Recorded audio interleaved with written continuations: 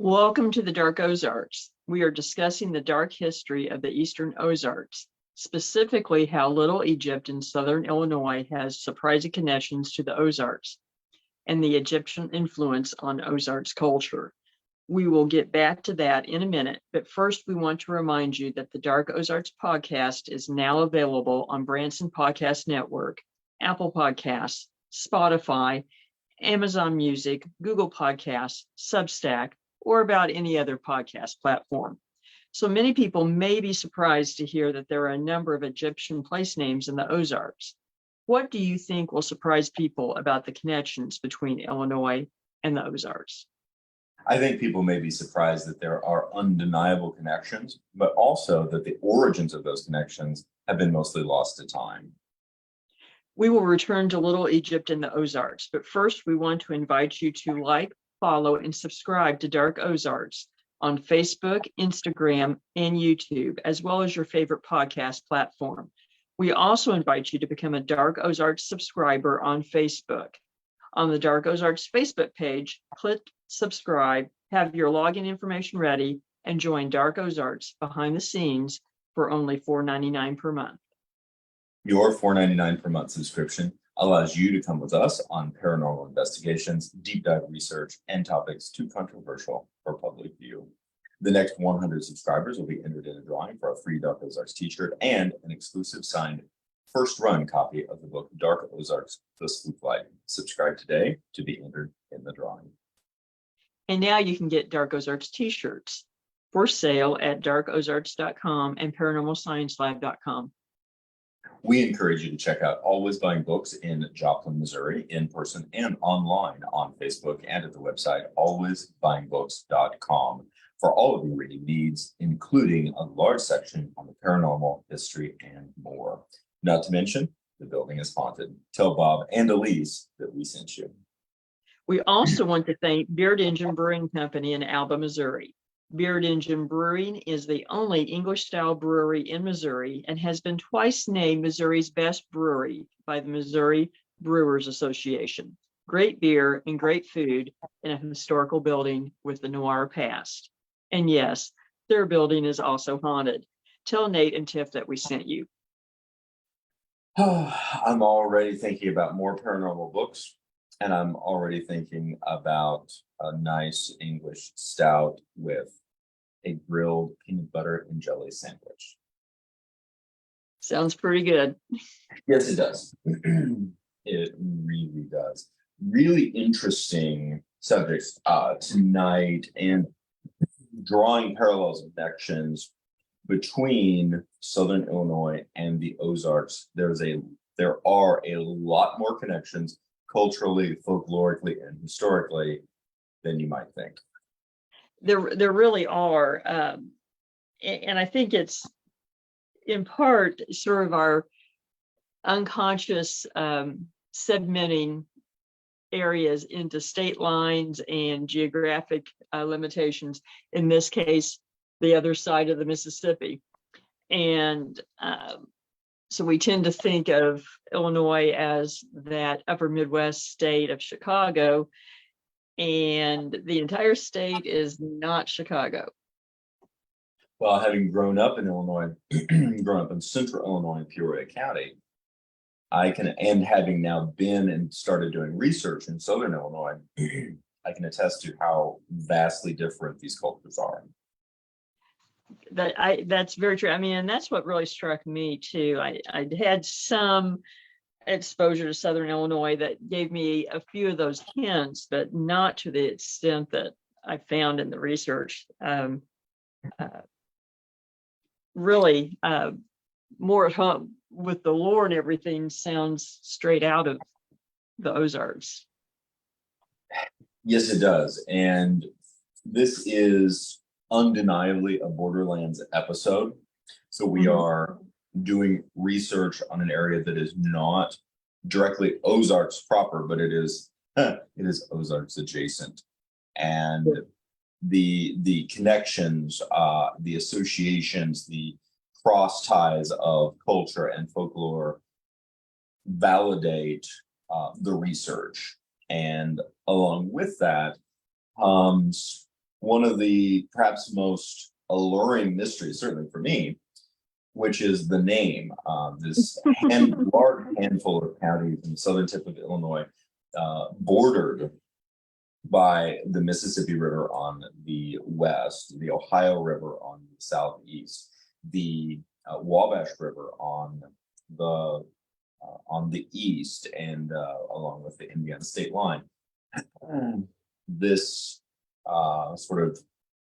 this triangle, this inverted pyramid in the tip of Illinois, is not only culturally and geologically very diverse, very fascinating, with layers and layers of history and layers of prehistory associated with Cahokia and other mound locations across the tip of Illinois. But it's called Little Egypt. And there's a number of articles that attempt to explain the name. But quite frankly, the more you dig into those articles, the more you dig into the journals and into the research, we find a number of different reasons that point to the possibility of why it might be called Little Egypt. And it has been undeniably referenced as Little Egypt, certainly as early, if not earlier than the 1830s, all the way into the 20th century. But nobody can quite land on an absolute reason. No, and it's really different than what it was referred to before that too. It's not even that it kind of grew out of what people referred to it previously. It's a complete different chapter in the book, so to speak. Originally, the area has almost a more mysterious name of the old soldiers' reservation, and it goes back to pre-American ownership, the time when the Spanish and the French at various times owned the area, and it was basically populated with trappers and soldiers coming out of the Indian Wars and the American Revolution. And we've talked various times about how people would come into the Ozarks to lose themselves after war or to reinvent themselves. And these soldiers did that in southern Illinois, and to the point that that's what it was referred to as the soldiers' reservation. Mm-hmm. And then, oh, go ahead. Very early, like late 18th century. We're talking 1780s, 1790s. Yes. And then over the course of somewhere over the next 50 years, it started being referred to as Little Egypt. And then certainly by the Civil War, that was sort of entrenched as what it was referred to as, even though there's really no consensus as to the reason.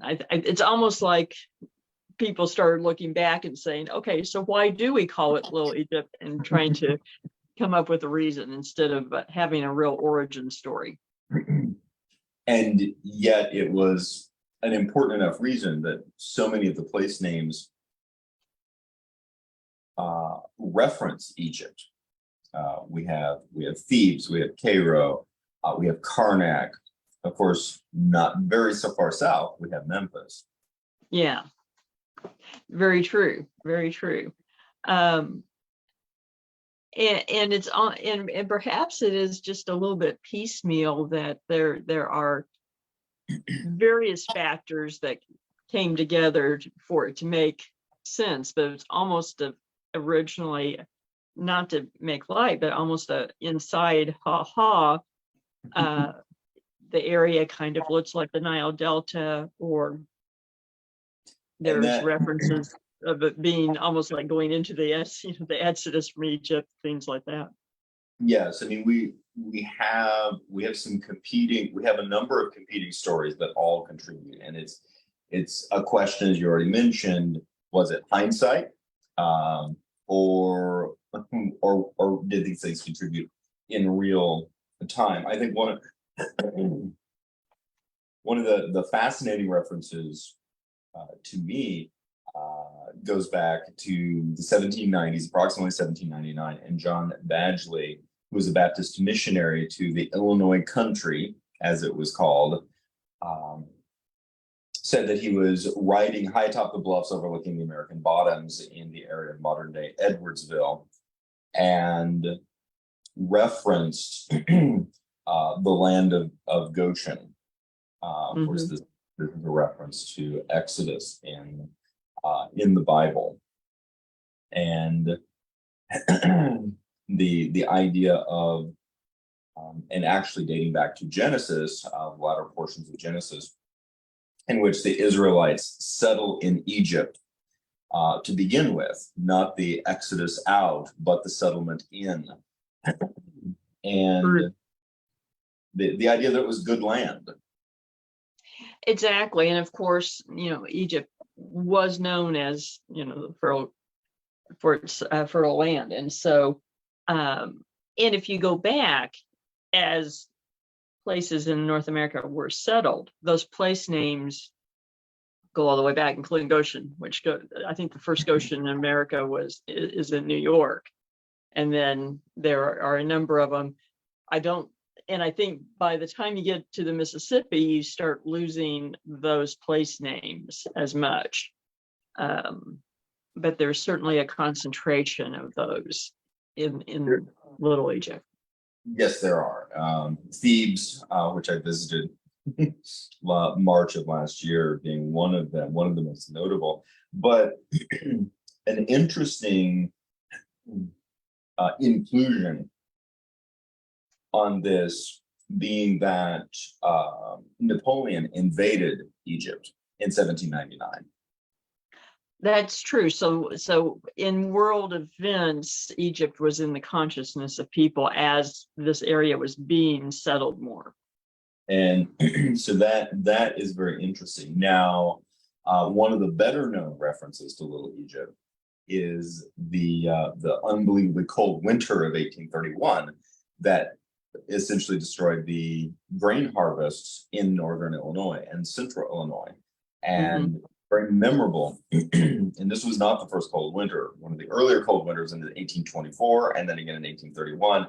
And because the very fertile land, farmland in southern Illinois was exempt from that really, really harsh winter in terms of affecting the growing season, that grain was available in southern Illinois and was being being purchased and hauled out and shipped north by horse-drawn and mule-drawn wagon load.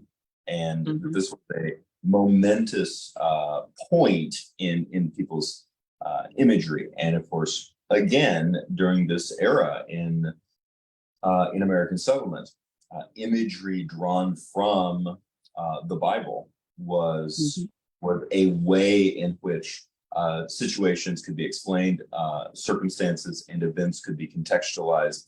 And so again, this is a reference for those who are not familiar in the latter portion of the book of Genesis, when Joseph ultimately becomes essentially vice regent of Egypt and is in charge of the grain and puts aside enough grain when the rest of the lands are in famine, and the individuals from Canaan have to journey to Egypt to buy grain. The idea that Egypt in this particular circumstance is seen as a place of comfort, a place of food, a place of abundance. And that is the cultural connection there and contextualization that we're looking at. So certainly that is an aspect as well. We see the biblical narrative. We also know throughout American history that Egyptian symbolism and Egyptian magic have been very important. And I think that adds a really interesting layer of mystery and possibly some mystique to these river towns, some of which, like Thebes, has been almost lost, and others like Memphis. I realize that's not in Little Egypt, but certainly part of this larger Delta region that have become sprawling metropolises, and as Memphis is world famous. exactly. And if anyone's curious, if it's just isolate the fact that that area ended up with so many Egyptian names is isolated, it's not. We actually have a number of Egyptian place names in the Ozarks proper that were named later in time.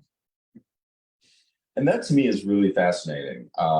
Just the overall association and fascination with Egypt, and again, some of this I think stems to an appreciation for Egyptian mythology and its role in classical literature. Some of this may be associated with certain aspects of esoteric arts, and some of it is straight out of the Bible.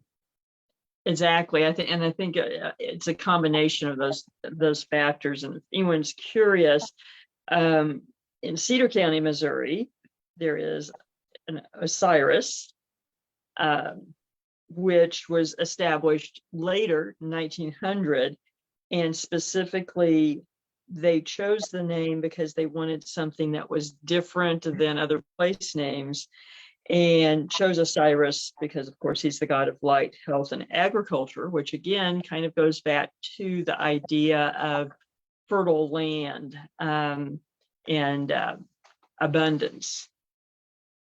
It does, and just a really interesting connections on that. It also points to the fact that many, not all, but certainly many of the settlers and the early pioneers were extremely literate and extremely well read.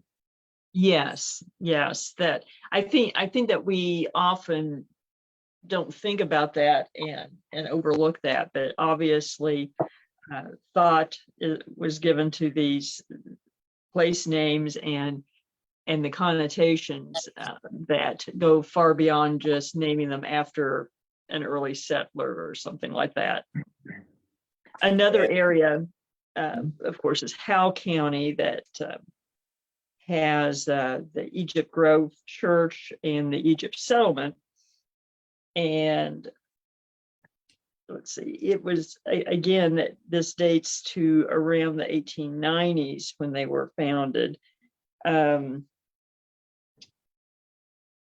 But or at least the church, the settlement, I think goes back a little further. I think it was a little older, but again, they likened it to the Israelites going into Egypt to get food specifically. Yes. And I do find that really interesting that they were homesteading and probably having come through areas that now would be part of the Mark Twain National Forest and not a lot of farmland. And by the time they got to that area, the forest would have opened up some, and I can see why they would have likened it to have arrived in the grain fields of Egypt. Yes, and at the same time, these are people who have grown up reading certainly classical literature as well as the Bible, reading about Egypt, reading descriptions of Egypt, but never actually having seen Egypt. Right, and maybe possibly, if by that time, a few photos, but maybe not, or perhaps engravings. Mm-hmm. But more from the imagination than what they've seen. Right.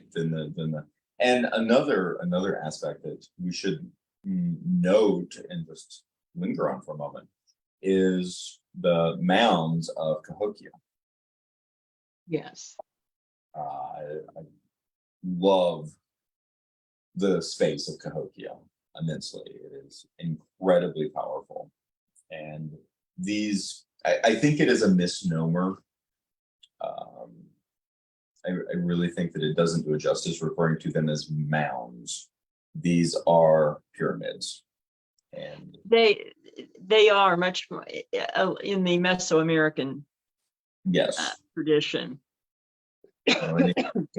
In their original grandeur, we would have been looking at something much more similar to the great Aztec cities, that like Yes. Tenochtitlan, or the, for example, the Mayan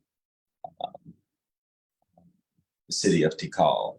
These Mhm. are there's a shared lineage clearly in terms of the way that Cahokia is aligned, Mhm.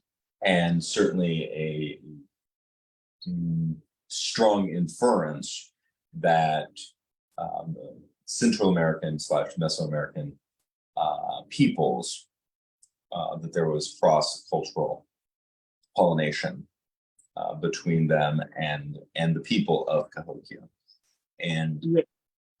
we're we're looking at an empire. In essence, you don't 2,000 years ago, you don't build a city and a ritual site like Cahokia without having some sort of appellation of empire.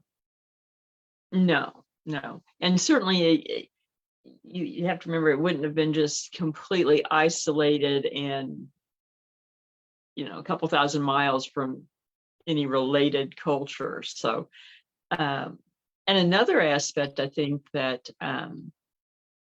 is easy to overlook, that how Cahokia and other mounds in the region could have inspired allusion to Egypt, is that there were many mounds that are now completely gone or are reduced in size from what they were when settlers were coming in. Even in the 1850s and 60s, there were mounds in downtown St. Louis that were hundreds of feet high.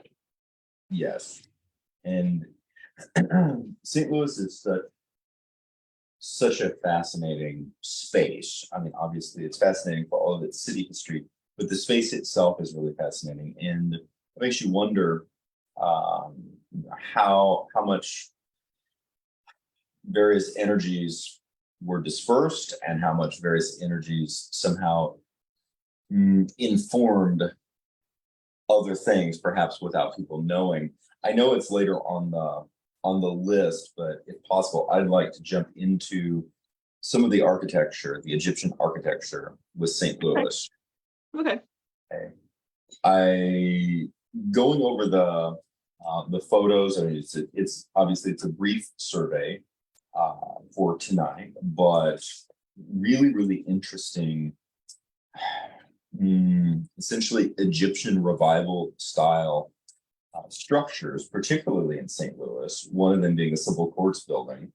And these are buildings that certainly now 60, 70, 100 years afterwards, as time goes by, as the decades march on, that you know, following generations growing up within the city, et cetera, could look at these and go, "Oh, okay, it's a big building," without Mhm. realizing that not only an enormous amount of craft went into the construction, but that these buildings are paying deliberate homage to very specific motifs and meanings from Egyptian lore.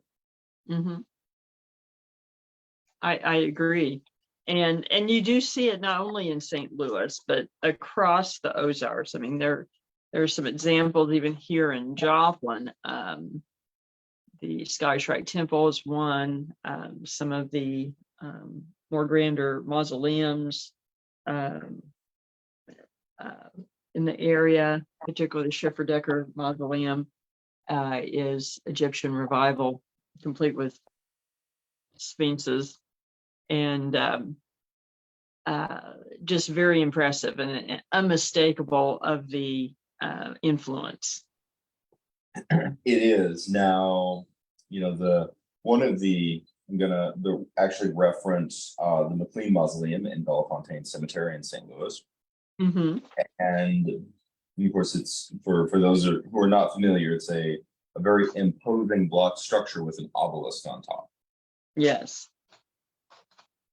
and then looking at the designs and the motifs, when you know what it is, now this is just me, in my opinion, when you know what it is and you're making references to, for example, the necropolis, when you're making references to Luxor, these types of things, and you're looking at that, then you look at it and you recognize, oh, I get it. I see the comparison. Mm-hmm. Now, for me, I'm accustomed to images of Egypt, and Egypt does not look like a Missouri cemetery full of oak trees and No. maple trees. And so this is just funny confession on my part, but the lack of topographical contextualization for the mausoleum throws me off, and traditionally makes it more difficult for me to recognize the Egyptian revival style, because I'm looking at everything else as well. You're just distracted, right? I'm very distracted by the trees. It's a Celtic thing, but also, for example, the obelisk on top looks like the Washington Monument, and for the reasons that the Washington Monument is an obelisk.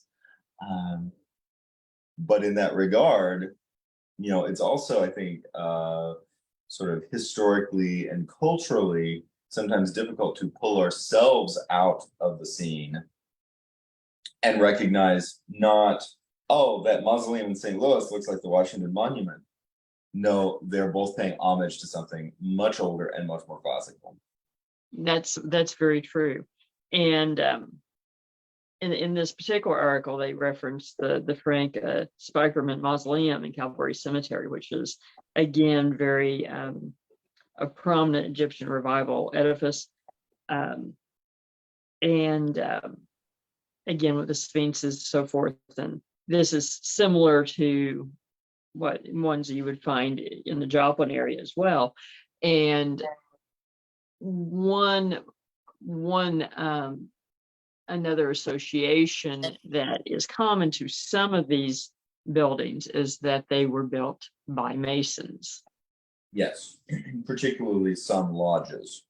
Yes, and of course, symbolism and motifs used by the Masons go directly back to ancient Egypt. So the Masons were instrumental in the Egyptian revival movement, and we don't always think about it, but they were a movement and very much a presence in this area. Yes. In the Ozarks, and a lot of public works actually go back to those efforts in a lot of places. They do, and even some of the oftentimes it's just referenced as national park architecture. The 1930s Depression era, CCC construction of a variety of park buildings, sometimes state parks, sometimes national parks, etc. Sometimes they're referencing or being informed by mission style. Sometimes they're being informed by the arts and crafts, architectural motifs and movement.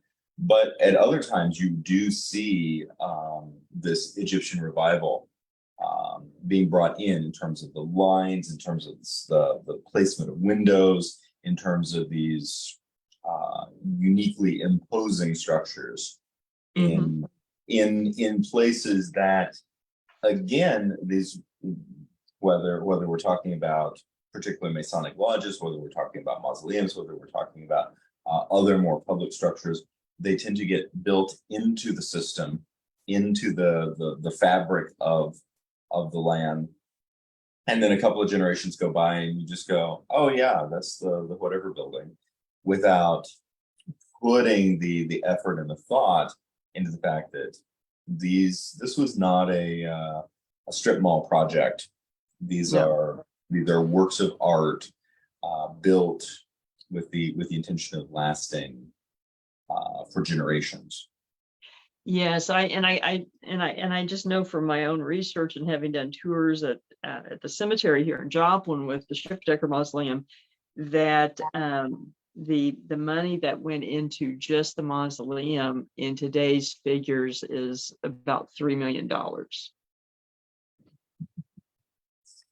What I mean, obviously first of all, it's a phenomenal amount of it's a public display of wealth, Yes. which is appropriate for an Egyptian style mausoleum. Yes. The was. the ostentatiousness of that speaks for itself. Coming back to the location, I just want to dive into this for a moment.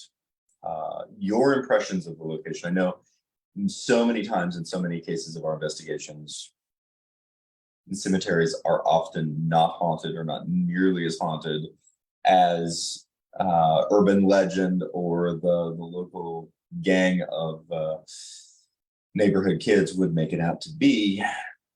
That said, what are your thoughts about this particular cemetery and this Egyptian revival mausoleum? Mount Hope Cemetery sits basically on the south side of Webb City, Missouri, between Webb City and basically straddling the line between Webb City and Joplin. Now, I have had experience there. Actually in the mausoleum, amazingly, which normally I would not have expected. I do have to say, first and foremost, it's hard for me to say whether I think it has anything to do with the mausoleum or, as our experience often is, the land, because prior to it being a cemetery, there was a village there during the Civil War, Pilot Knob, and it so named because it's the high point of the county, and there was a Civil War battle there in 1863. So it's hard for me to say what is the nature of the haunting or activity. Now there is a sort of widespread legend in the area about a haunting in the cemetery of a statue of a angel in a family plot, that the angel weeps. And I just think it's the way that weatherization has happened and how people see it at night. But my experience at the mausoleum was that we were doing a public walking tour, and a number of early area founders are buried there, and so there's a lot of history to be discussed. And so they were opening up a couple of the mausoleums for the public tour. We get to the mausoleum, and the cemetery director unlocks the mausoleum, opens the doors, and I walk in, and someone else on the team walks in with me, and we're kind of a step of, in front and behind, and cut, shoulder to shoulder. And as we walk in, something electric just rushes out and through us, looking at do this at each other like, did you feel that? So it definitely gave the sensation that something was in there, and that when we walked in, it went out. But whether it's connected with the mausoleum itself, I'm not sure, or if it's connected with the land, and that's generally a quiet place to recede to. I'm not sure.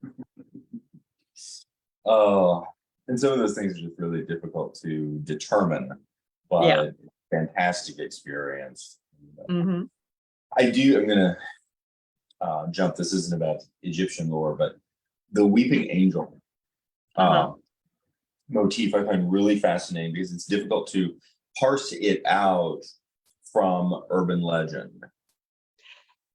Exactly. And again, it's one of those things that it really is urban legend, but it's in an area that, I mean, it's a beautiful park. And I almost, the cemetery is almost, it's more park than cemetery almost in the layout and everything. It's beautiful. And there's lots of trees, and it's on you're on the crest of a hill, depending on how night, the light of the moon and so forth is shining. You have a lot of light that is playing off of a lot of different surfaces, and you have this statue that is on the pedestal's probably 4 feet tall, and then the angel's probably another 8 or 9 feet tall. And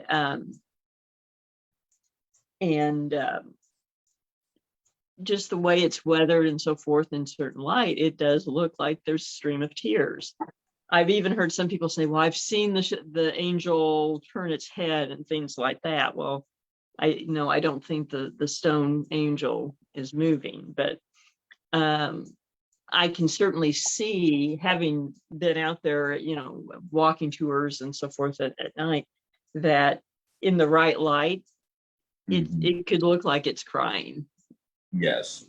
In the right conditions.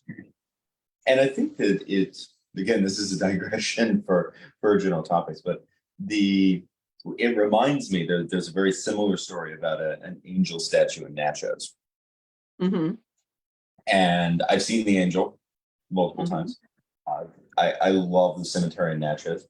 It's anytime I'm near Natchez, I go visit the cemetery, because how can you not?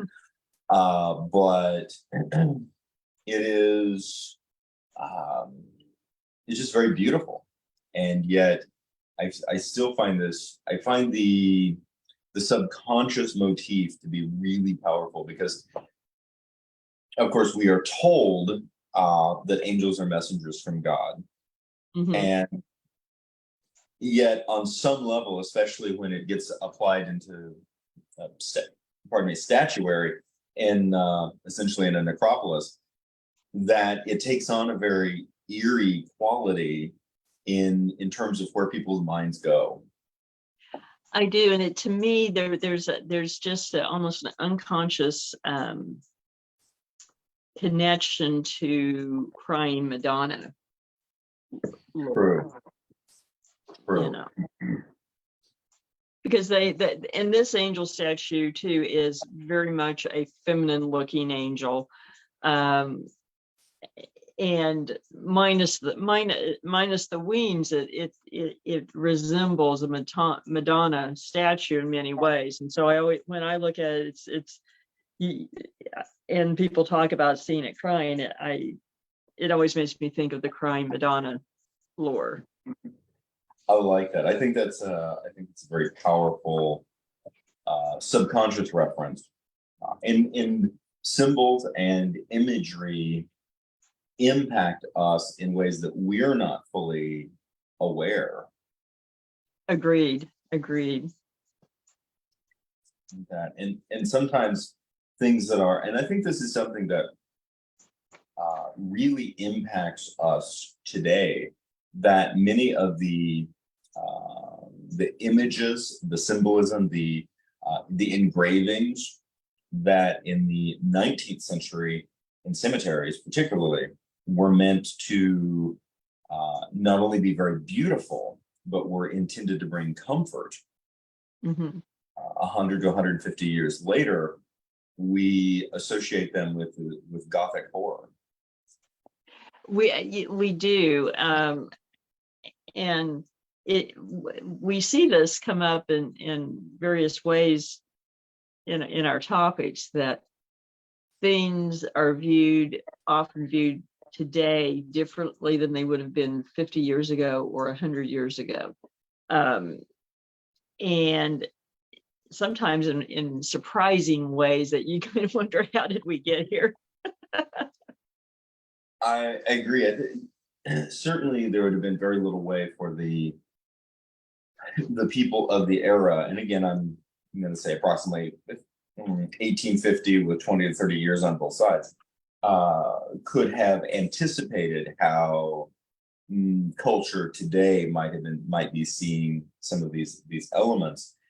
And certainly something that I think has resonance in terms of our very different cultural response is, quite frankly, we have moved into an era of postmodern minimalism in many terms. New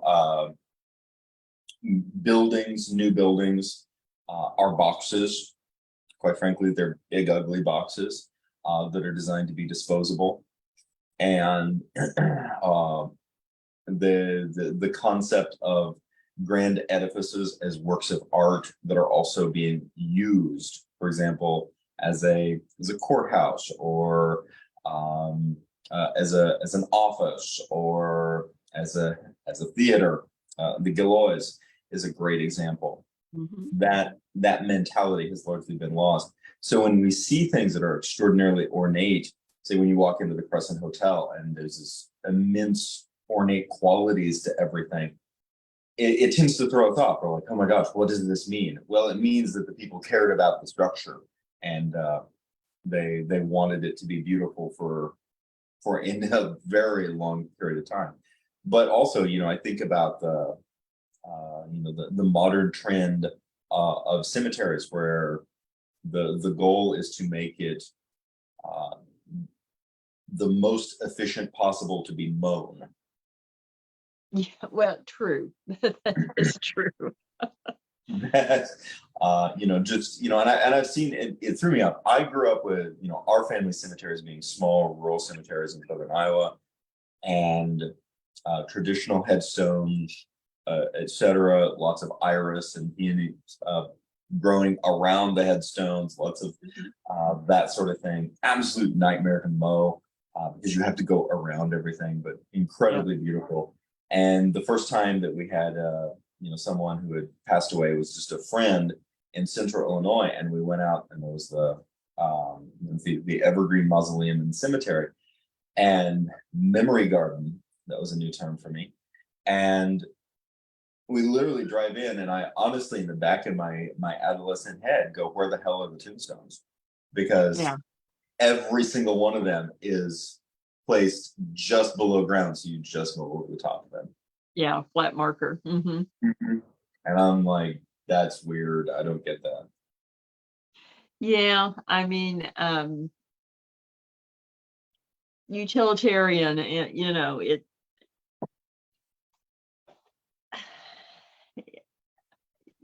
I think I agree. I think something is lost there.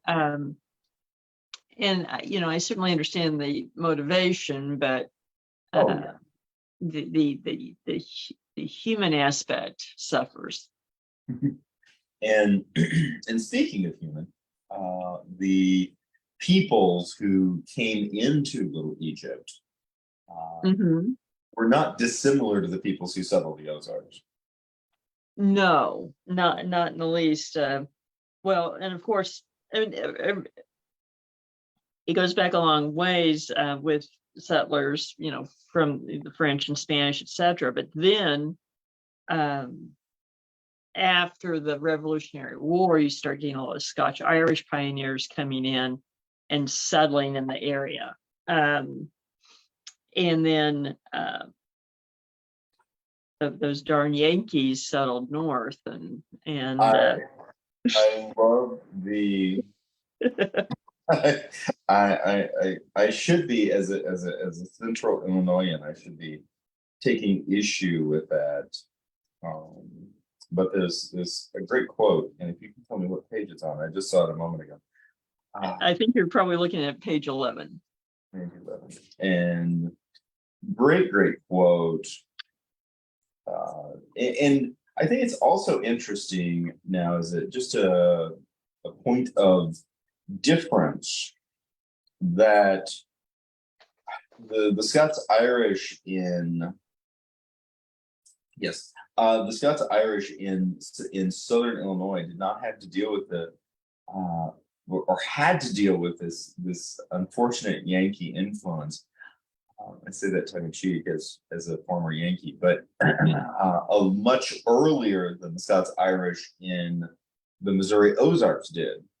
Right. We're looking for the obvious reason, but they and this is actually from a book by Michael Clean referencing witchcraft in the Ozarks, which we're going to get into.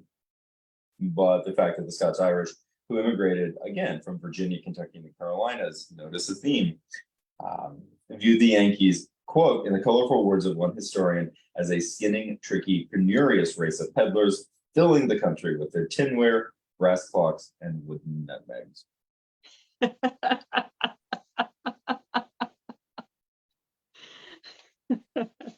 I will just pack up my wooden nutmegs and go home.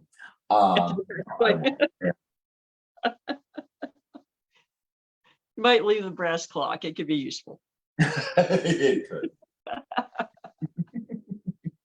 And this is really the beginnings, I think, the strong beginnings of that cultural stratification. We're talking about geographical stratification.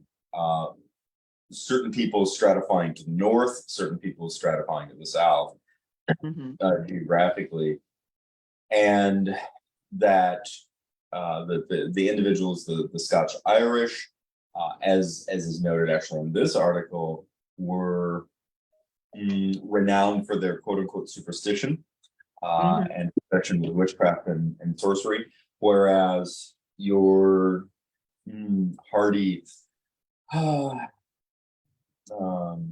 Great Lakes region Yankees were interested in industry. Yes. Now, of course, I mean, if we go back a little further, those same Yankees were very much interested in witchcraft and so on and so forth 100 years earlier than migration into this area. So but they had moved on to industry and pragmatism. Yes, and commerce. And commerce, yes.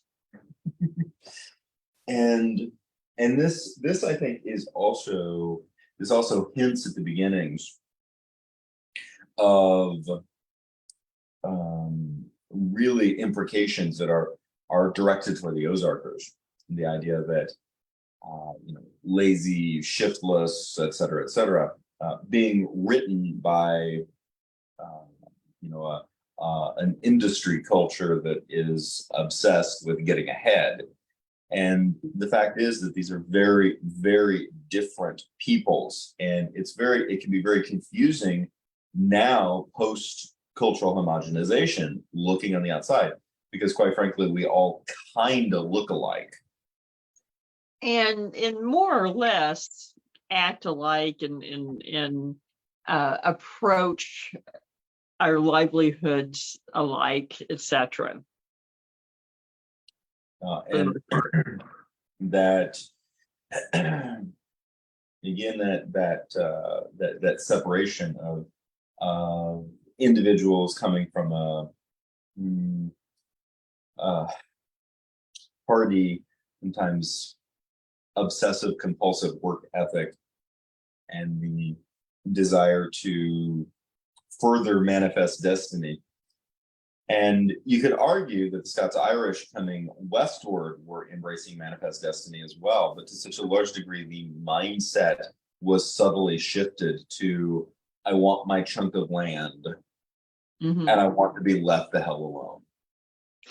Yes. And some of the Northerners did the same as they went on, west, but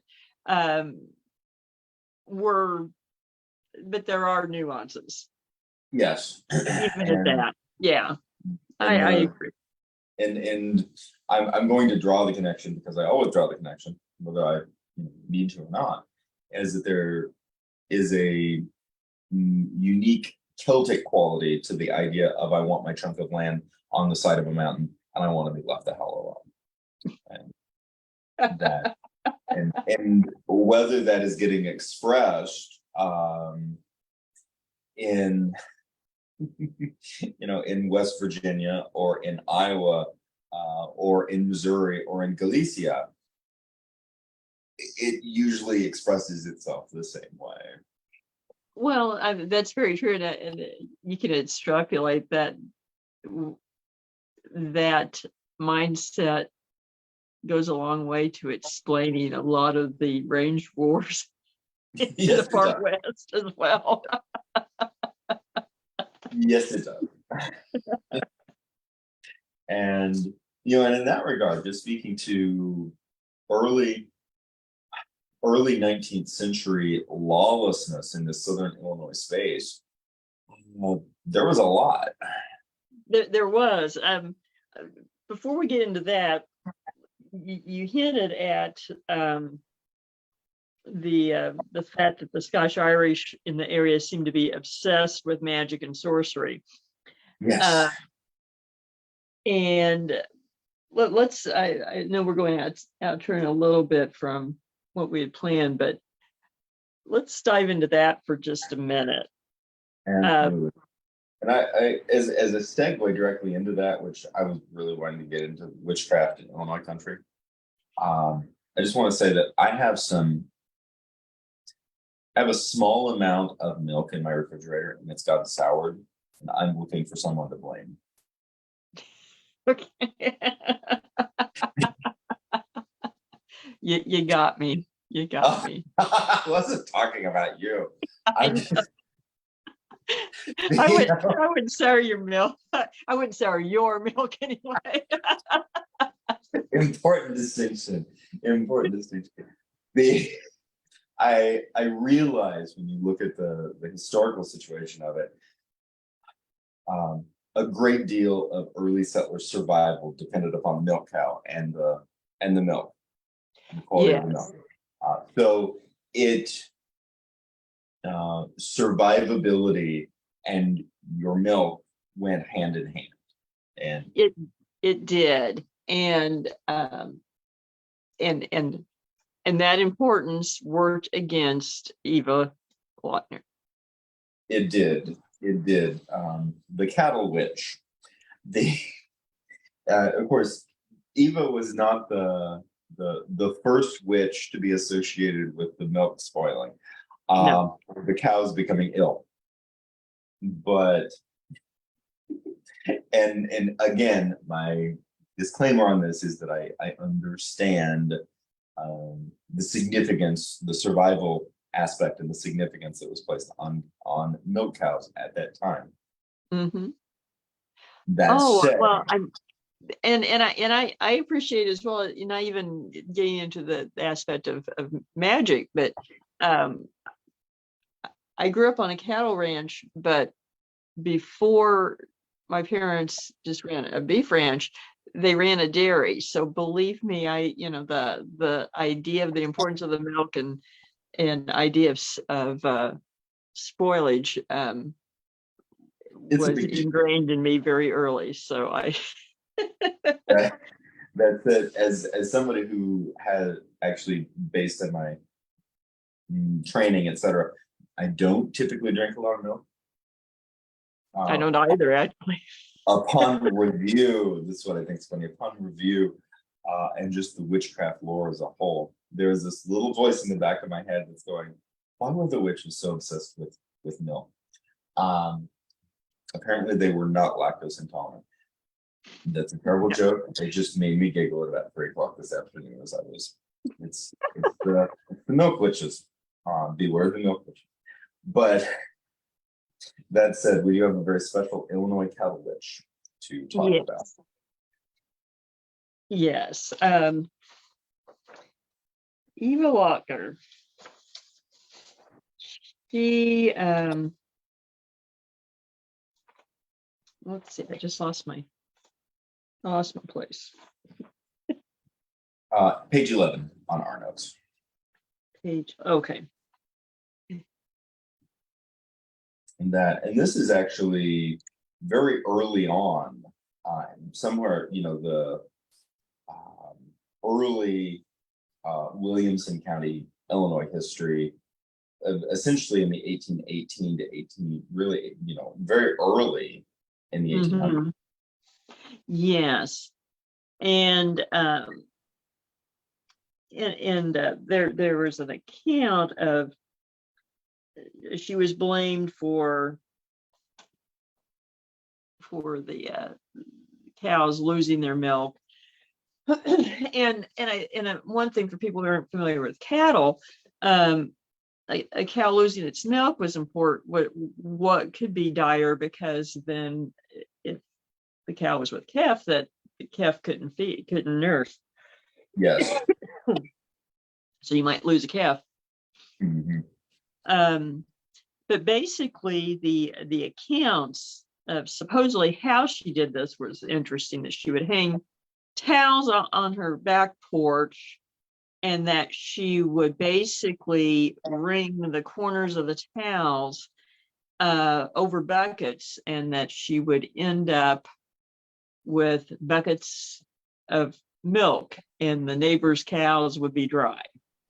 Yes. So she was using supernatural powers to milk the cows from a distance.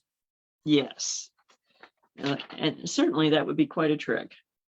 It would. She also was accused of using witch balls, which sounds stranger than this. It is actually, it's associated with Pennsylvania Dutch, but it's also associated with Native American heritage, particularly the Delaware. Mm-hmm. The idea that a pellet, a magically imbued pellet, could be enchanted essentially into someone or into Yes. something, and that you use that process to cast a spell or a hex. And Mm-hmm. if in concept, it's one of those things that really, when you're, say, the person that believes that you are a recipient of this hex and things are going tragically wrong, illness is befalling you, your milk cow that you're dependent upon for survival has dried up or has become ill, etc. And you and the idea that there's then something inside of you, something that's been magically placed inside of you, that if you don't get it out, it's going to kill you. Exactly. And it's interesting that this lore is in this area, because another tradition that people would not associate with Southern Illinois is that there is a sort of a deep history of voodoo. Yes, I found that particularly fascinating, and it's tying to the original French involvement in the region. Yes, that actually brought a large contingent of slaves from the Caribbean into Southern Illinois, Port de Chartres, which is in present day Monroe County, for a purported silver mining operation, which ultimately there really was no silver. Ultimately there was coal, but and as early as the 1720s and 30s, there were several hundred slaves. And so you had a large contingent of African Americans from the Caribbean practicing voodoo. So that kind of lore is very analogous to that tradition as well. It is, and you are looking at, again, I wonder how many people in the region, I wonder how many people in Monroe County necessarily grew up knowing that, in 1726 there was 129 enslaved Africans who were brought to the county. And that in addition to that, as part of essentially the French Empire, they were under the imperial rule that included the Black Code. Yes. Forced acceptance of Catholicism. And then in the case of the 1724 Black Code of Louisiana, that there was a prohibition between blacks, whether they were slave or free, having any marriage whatsoever with whites. Yeah. Well, because it came down to power struggles. Yes, very much so. And I thought this was really interesting. Historians Alexander Davidson and Bernard Stivet, who were both descendants of the French living along the Mississippi River, noted, quote, it was a very common feeling among the French at that time, in the 1700s, to dread, to incur in any way the displeasure of certain people under the vague belief and fear that they possessed a clandestine power by which to invoke the aid of the evil one to work mischief or injury to person or property. It really speaks to the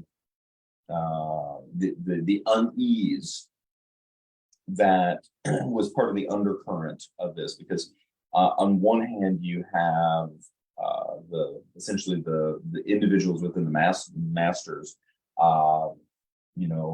instilling fear to prevent rebellion, etc. But they're also living in immediate and close proximity. These two people groups being in very, very close proximity, and quite frankly, many of the Europeans, there was a certain amount of dread and fear of the enslaved peoples they were over. Very much so, and probably the culmination of that is the legend of the witch trial of the slave Manuel in 1785. Yes. Yeah. And while it's interesting, because often in discussions of the Salem witch trials, people are under the assumption that there were witches burned at those trials, and there weren't any. However, we did have such an instance in Illinois, which is very, very fascinating and so disturbing. Yes, very disturbing. And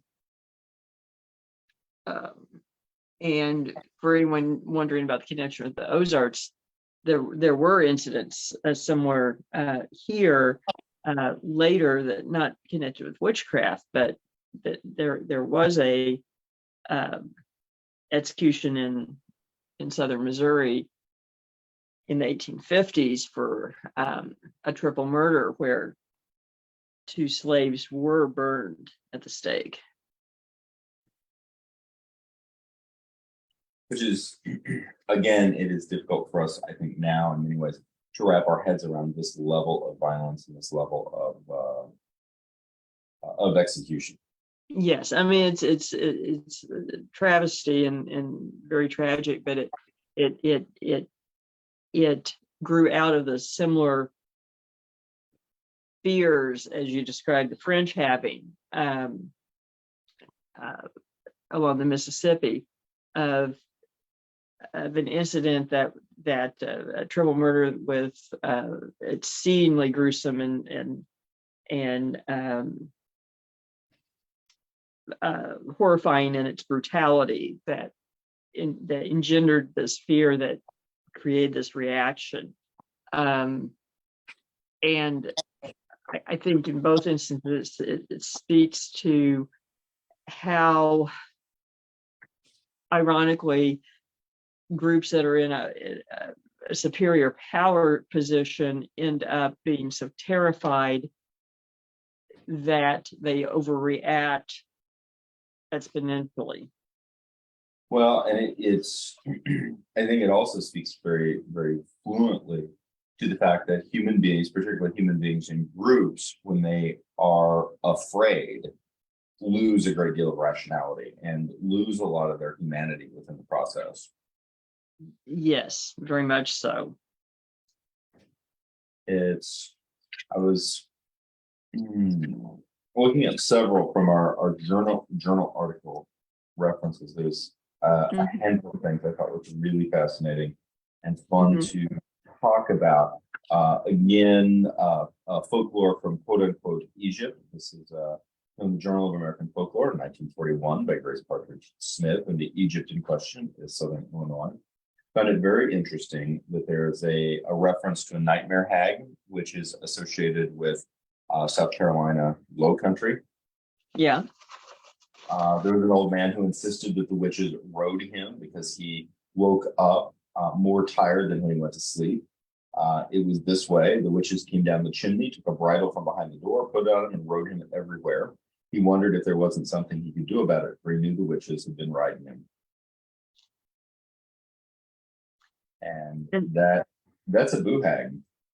that's a boo hag. And again, is a good illustration of the lore coming west with the same, Scotch Irish descendants.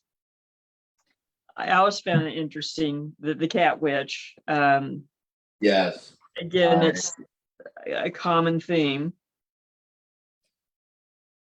And that's based on the fact of keeping the cat away from a corpse. This is straight Scotch Irish. This is Scottish. Yeah.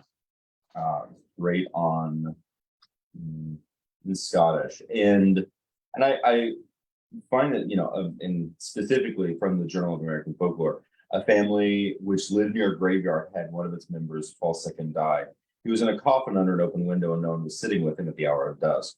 One of the family went in the room. When she got there, she saw what appeared to be a cat, unusually large and not at all like an ordinary house cat, for it was unusually long-bodied. The cat was crouched on the windowsill, ready to spring on the body. She screamed, and the cat then leaped out the window and left. The family was careful then to keep the window closed. They felt the cat was supernatural and had come to get or collect the soul of the dead person. Mm-hmm.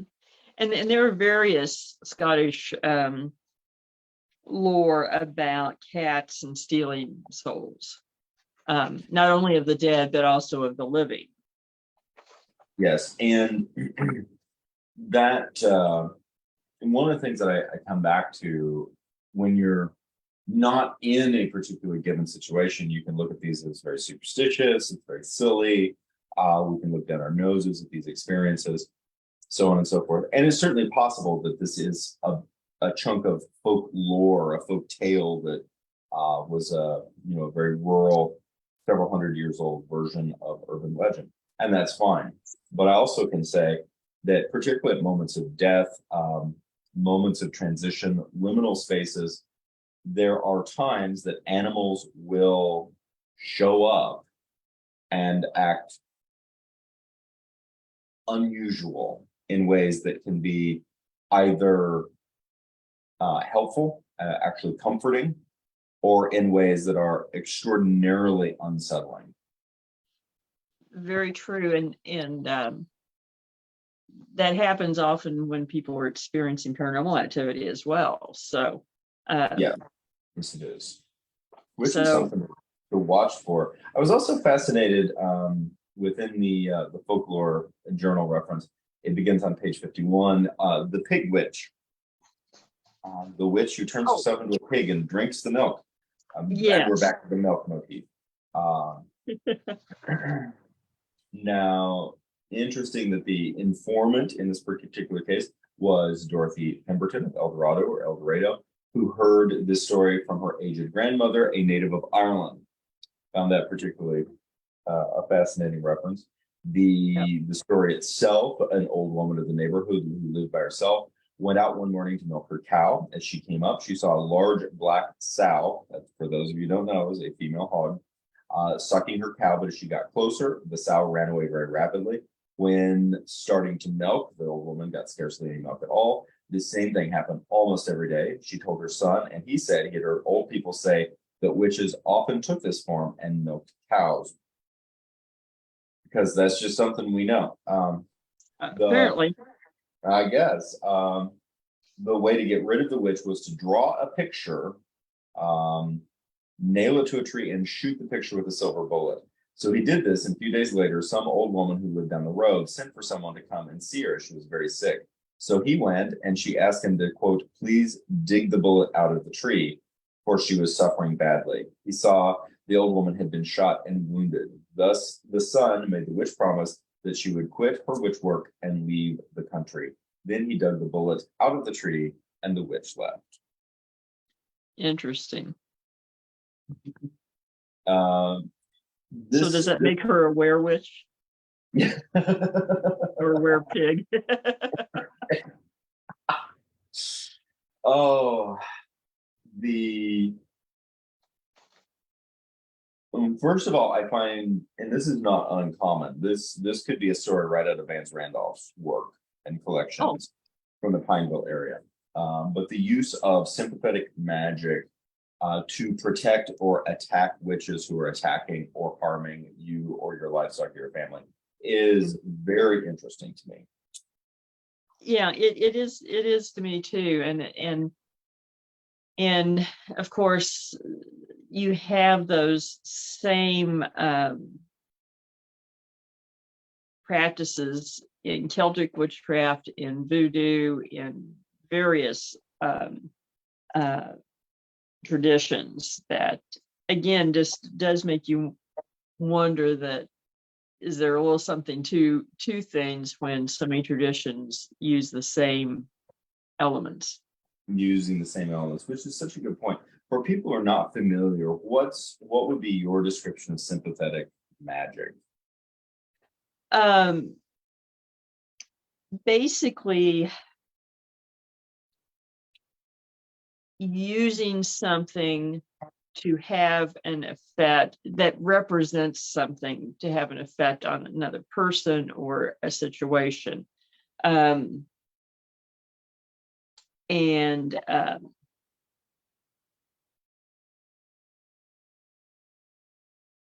guess, sort of in a modernist perspective, it would be a focal point. Right, a focusing agent. But then in popular 20th century culture, it's a voodoo doll. Yes, the puppet is always used, which it is interesting because traditionally, I mean, you do have puppets as one type of sympathetic magic, but more generally, fetishes as a more general genre of sympathetic magic.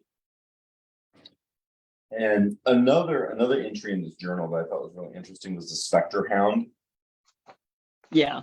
On page 55. And the fact, of course, it references a hellhound, but it also uses a term that I was not previously familiar with, is corpse dog. I had not heard that either, but I find that really, I like that term. It makes sense. And again, in that sense, they're referencing them as familiars with witches and the devil being in, and then the familiar being in the guise. But that was a new term for me anyway. I'm not sure exactly where that comes from. I'm not either. I think that the story in reference simply states a certain family was reported to have a superstition that a large black hound came scratching at the door when anyone was about to die. The belief had held for several generations. One day, a scratching and whining was heard at the kitchen door. The window was then raised to get a better view of what was going on outside. What should be seen but an enormous black dog at the back door. A short time later, there was a death in the family where their grandmother died. Now it does remind me, there is Scottish lore, and I know this was lore in my family as well, that if dog came and sat in front of someone in the house and howled, it was a sign that person would soon die. Yes. Almost like a banshee. Right. But, and it also speaks to this idea, which is not difficult to wrap your head around, that dogs and other animals have the ability to see into the veil. Right. And I think there's certainly enough anecdotal evidence even today and modern times to suggest things of that nature. I think so, and I've observed it in a few situations. So, very interesting. I have as well. My little ghost hunting dog is pretty good at picking up on things. Yes, he is, and yeah, mine is as well. Is there? I know we've got quite a bit of witch lore. We've also got. I was really interested in this headless phantom on page 55. That's exactly where I was heading. I do like the fact that this is a headless phantom that is a woman. Usually, headless phantom are men. It is. Do you want me to Sure. share it, and then we'll discuss? It's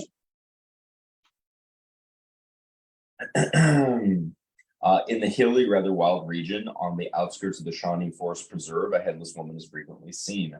Everyone has a different story. Some say the woman is headless and wears a black dress. Others say the specter is red-haired and dressed in a very long white robe. The country people think this ghost is the wife of a horse thief who was hung not so long ago from a cottonwood or sycamore tree near the road. This is a low, lonesome, flat stretch of road called Drury Bottom. The headless woman is frequently seen there, and the people say that she comes back to haunt her neighbors. Once a man came along and saw a headless woman sitting on a bridge. All of a sudden, he struck something, and when he got out to see, he lit a match to find out what he had struck, for he thought it was the woman, but he didn't find anything, and he was about scared to death. Another man coming down the lane stopped his car to pick up a red-haired woman wearing a white dress. She seemed to be walking along, but when he got to the place where he had seen her, she wasn't there at all. It does make you wonder, is it one and the same? Or is it the same phantom, sometimes seen headless, sometimes not? Oh, I lean strongly toward two separate hauntings, manifestations. That's kind of what I kind of wonder. I mean, and especially, picking up the woman that they see walking. That's not that's not a real uncommon kind of haunting. There's a pretty famous one actually in the Chicago area of a woman that is seen in a particular area. People will stop, and sometimes even she gets in the car and says where she wants to go, and as they get down the road, they look over and she's gone. So, but the headless phantom one is a little more interesting to me. It is, and of course, there's a reference that she is waiting or in mourning, even in death, over a man who was executed, but it does not explain her. No, and unless her appearance is to evoke the image of Haman in some way, and I'm not suggesting that that's the case. I'm just trying to speculate of why, or perhaps it's just someone that we really don't know why they appear that way. Very true. Very true. It's the I'm going to reference Southern Illinois Phantoms and Bogies by Jesse Harris and Julian Neely from autumn of 1951 in Midwest Folklore. In page 175. And I thought this was really interesting and a little more than a little sad. halfway down on the page of 175. Before the highway was built through Dug Hill, the old road went by the cemetery. The new one goes through it. The hill is located east of Ware. Used to be a woman who would come out of the cemetery at night and walk up the hill with anyone who came along the road. Most people were afraid to travel the road at night because of her. No one ever had enough nerve to ask what she wanted. One night, a drunk from Jonesboro came by and asked what she wanted. She told him to cover up the end of her baby's casket, which had been washed out when Clear Creek overflowed. It sobered him up, so the next day, he and some fellows came out and found the casket, and the woman was never seen anymore. Wow. That's interesting that it led to actually finding the casket. Well, and again, I think this really speaks to something that I'm interested in. It doesn't seem to be most largely reflected in popular culture about ghost hunting, quote unquote, today. A lot of our paranormal experiences in terms of popular consciousness deal with the sense of spirits being trapped. We get a lot of questions about that, and something that we talk about quite a bit, in the sense that spirits are not necessarily trapped. Most likely they're often in the location they are because they want to be, not because they're somehow negatively tethered to something. Not saying that that's impossible, but it seems a lot less likely based upon our research. But in the 19th century, ghosts were typically not thought of as, the reference material does not technically associate them with being a tethered, with being a trapped soul, but more of unfinished business. The fact that something needs to be resolved in the mortal realm, and they've come back, and in some cases have to stay within this space until a resolve occurs.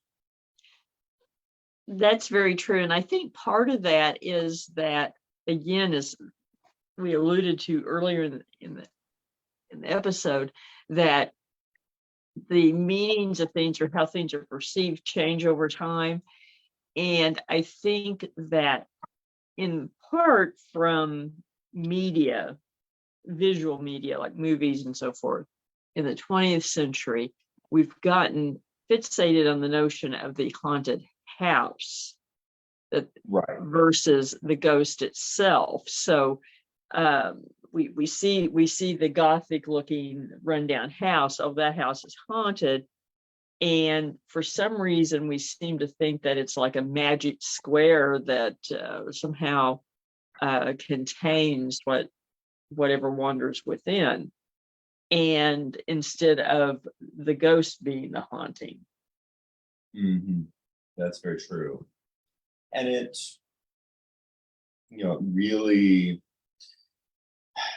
I think one of the things that I find particularly fascinating about the study of the paranormal is it challenges us in terms of our own preconceptions.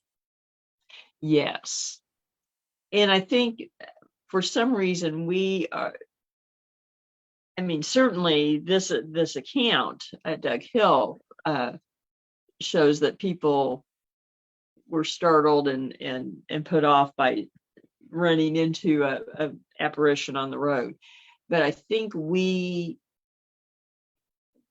seem to put ghosts in our boxes and make ourselves feel better that they can't come out of the house, so I'm okay as long as I stay out here.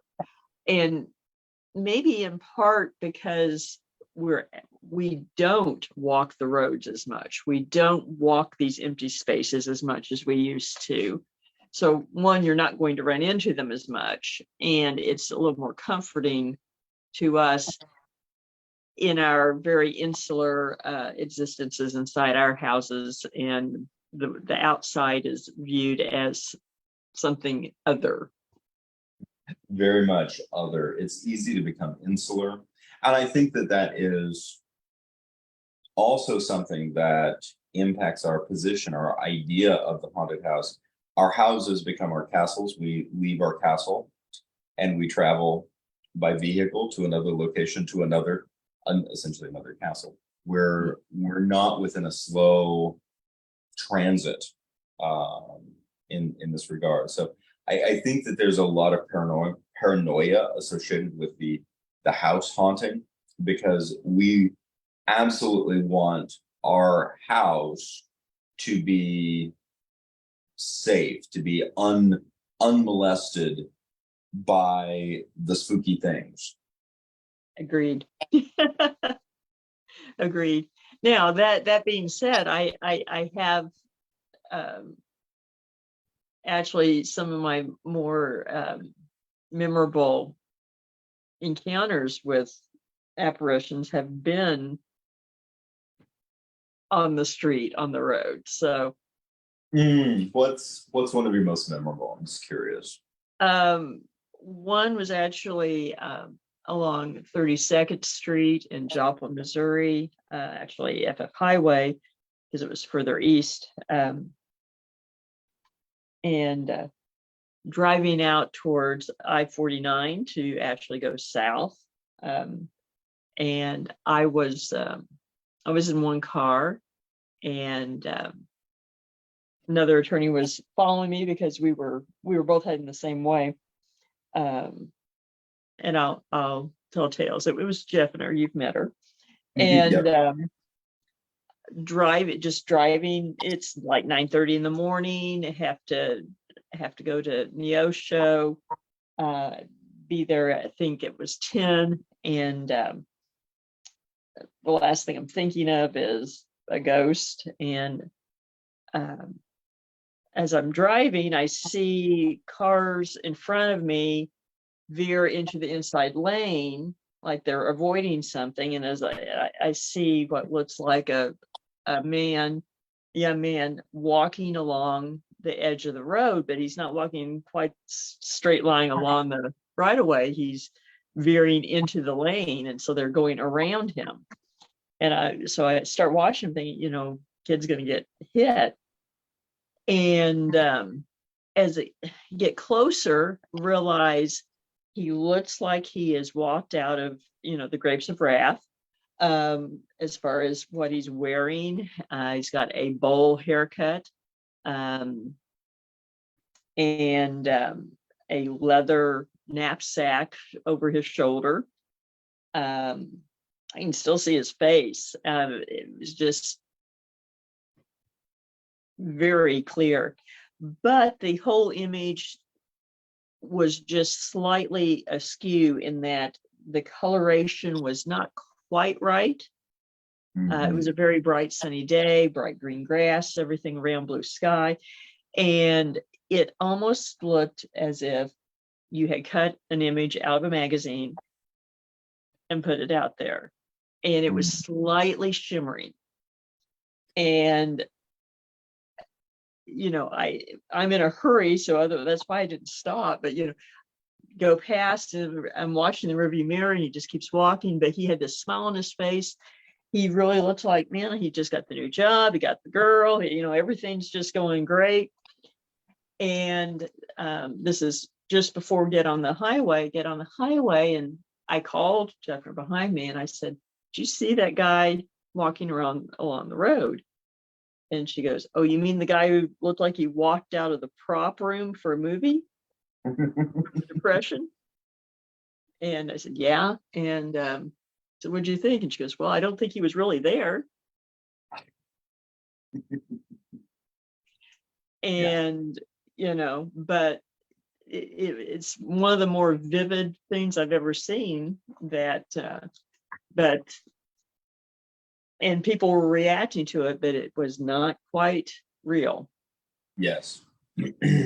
and I think that there's something to be said for these experiences, that when they happen, you intuitively know that something is different. Something has changed within the space. And whether it's the cat on the windowsill, overlooking the corpse, whether it's the figure on the roadside, something on a very primal level or even a subconscious level triggers and says, this is not normal. Exactly. And I can tell you that, I mean, and that's probably been 10 years ago, but every time I drive that stretch of road, I always watch because am I going to see that again? And just kind of sort of continuing on the roadside phantom aspect, again from the Southern Illinois Phantoms and Bogies, Jesse Harris and Julian Neely from Midwest Folklore, autumn 1951, page 175 at the bottom. I'm just going to share this for our discussion because I think the time's in.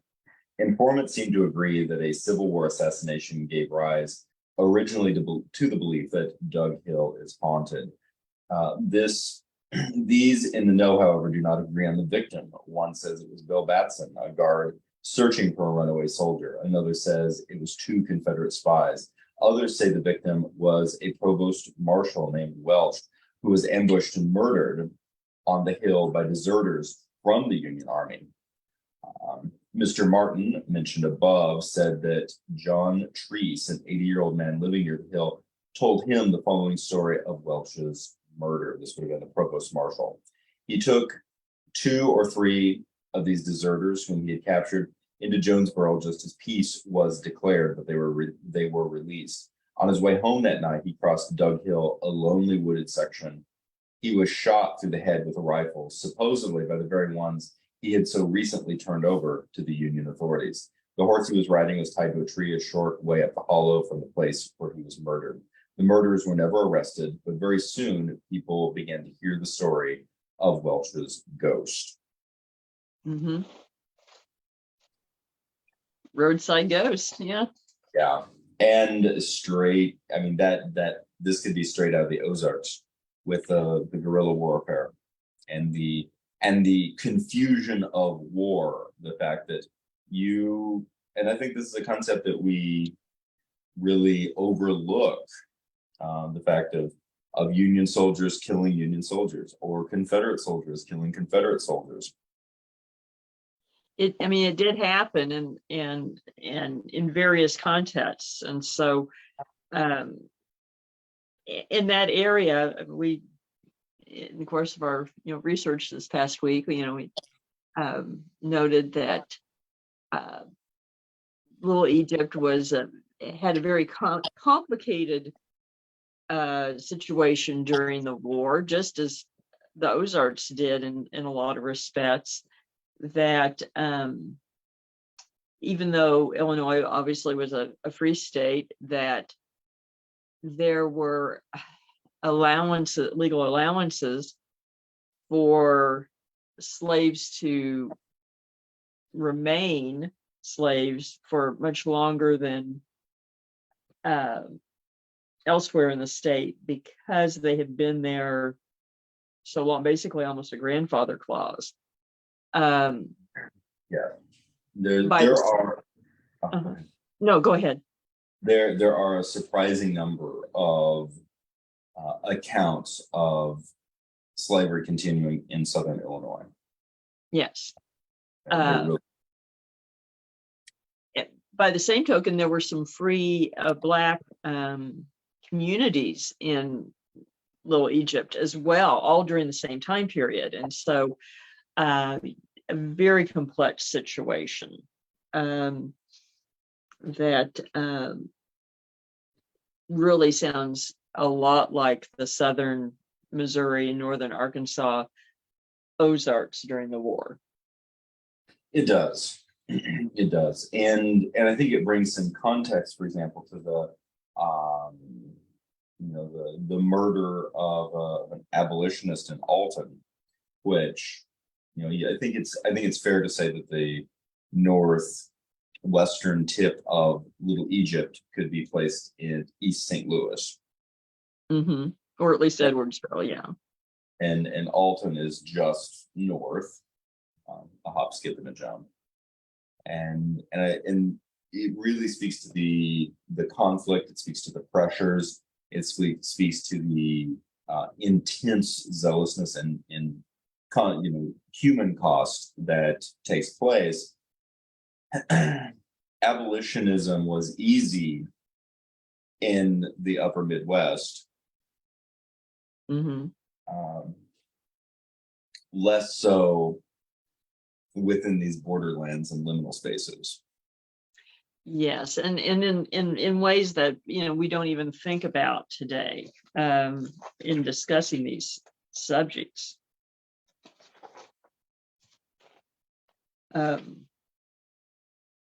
Do we want to maybe on that note, we should discuss the Knights of the Golden Circle a little bit before maybe going into Betsy Reed, unless there are more ghost stories you want to cover. No, I think that's good. It's interesting, very interesting to me in terms of the lore, because it's very much Ozarks, but then not quite. Yeah.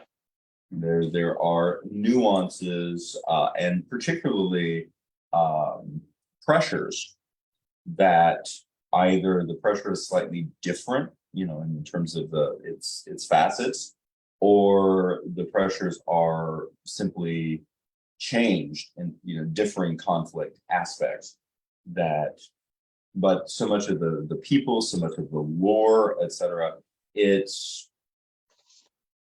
very similar but slightly different. I find it incredibly fascinating, and as a continuation of that fascination, the fact that the Knights of the Golden Circle were heavily influential in Southern Illinois.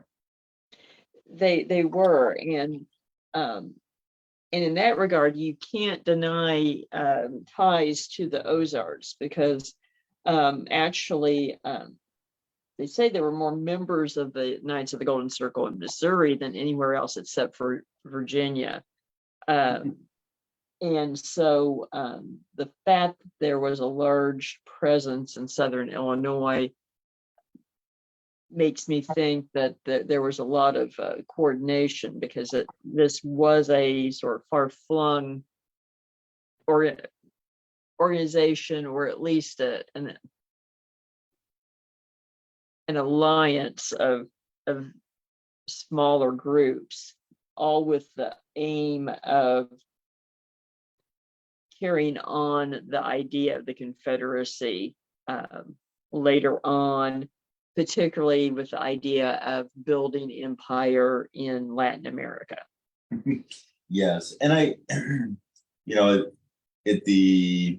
there's some really fascinating aspects, there's some very disturbing aspects, and there's some really romantic aspects about the Knights of the Golden Circle. I think one fascinating aspect of it is how close to home regionally that organization occupied, and of course it having clear implications, as you already noted, in southern Missouri, and association with at least implied association or inferred association with a number of people like Jesse James.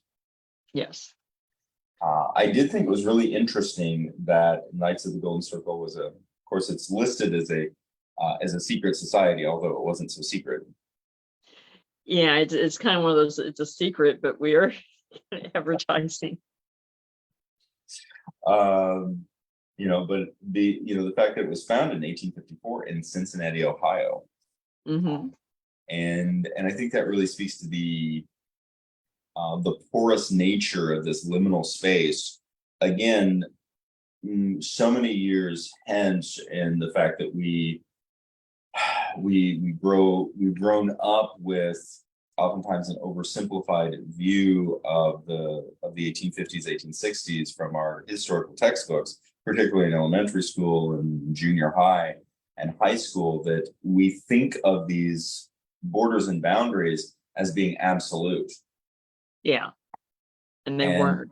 And they weren't. I think in many cases, when you look at the fact that before larger infrastructure, say along the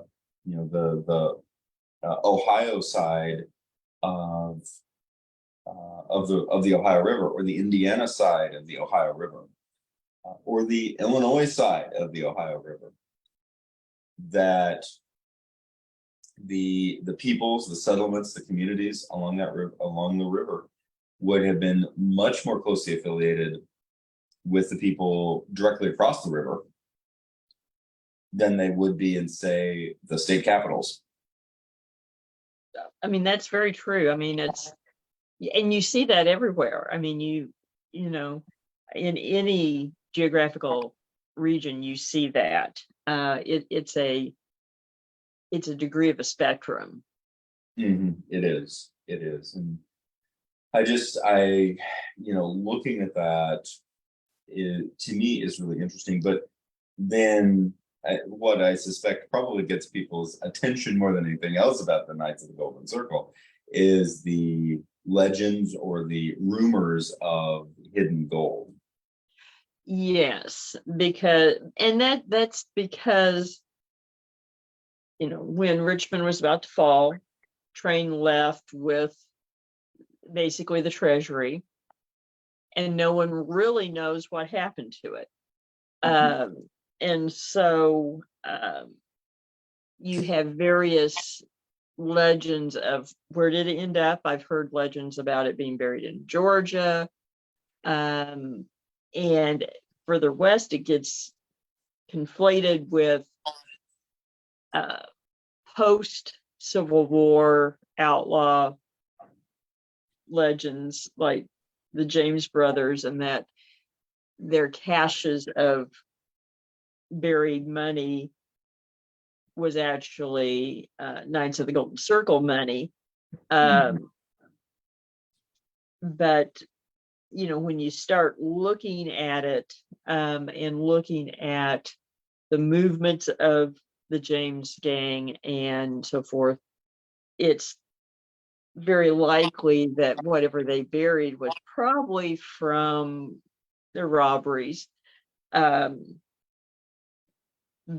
their association with and sympathies with the ideas of the Confederacy, I think, has raised this very romantic vision that the James brothers were basically the knights protecting the Confederate treasury for posterity. But reality is that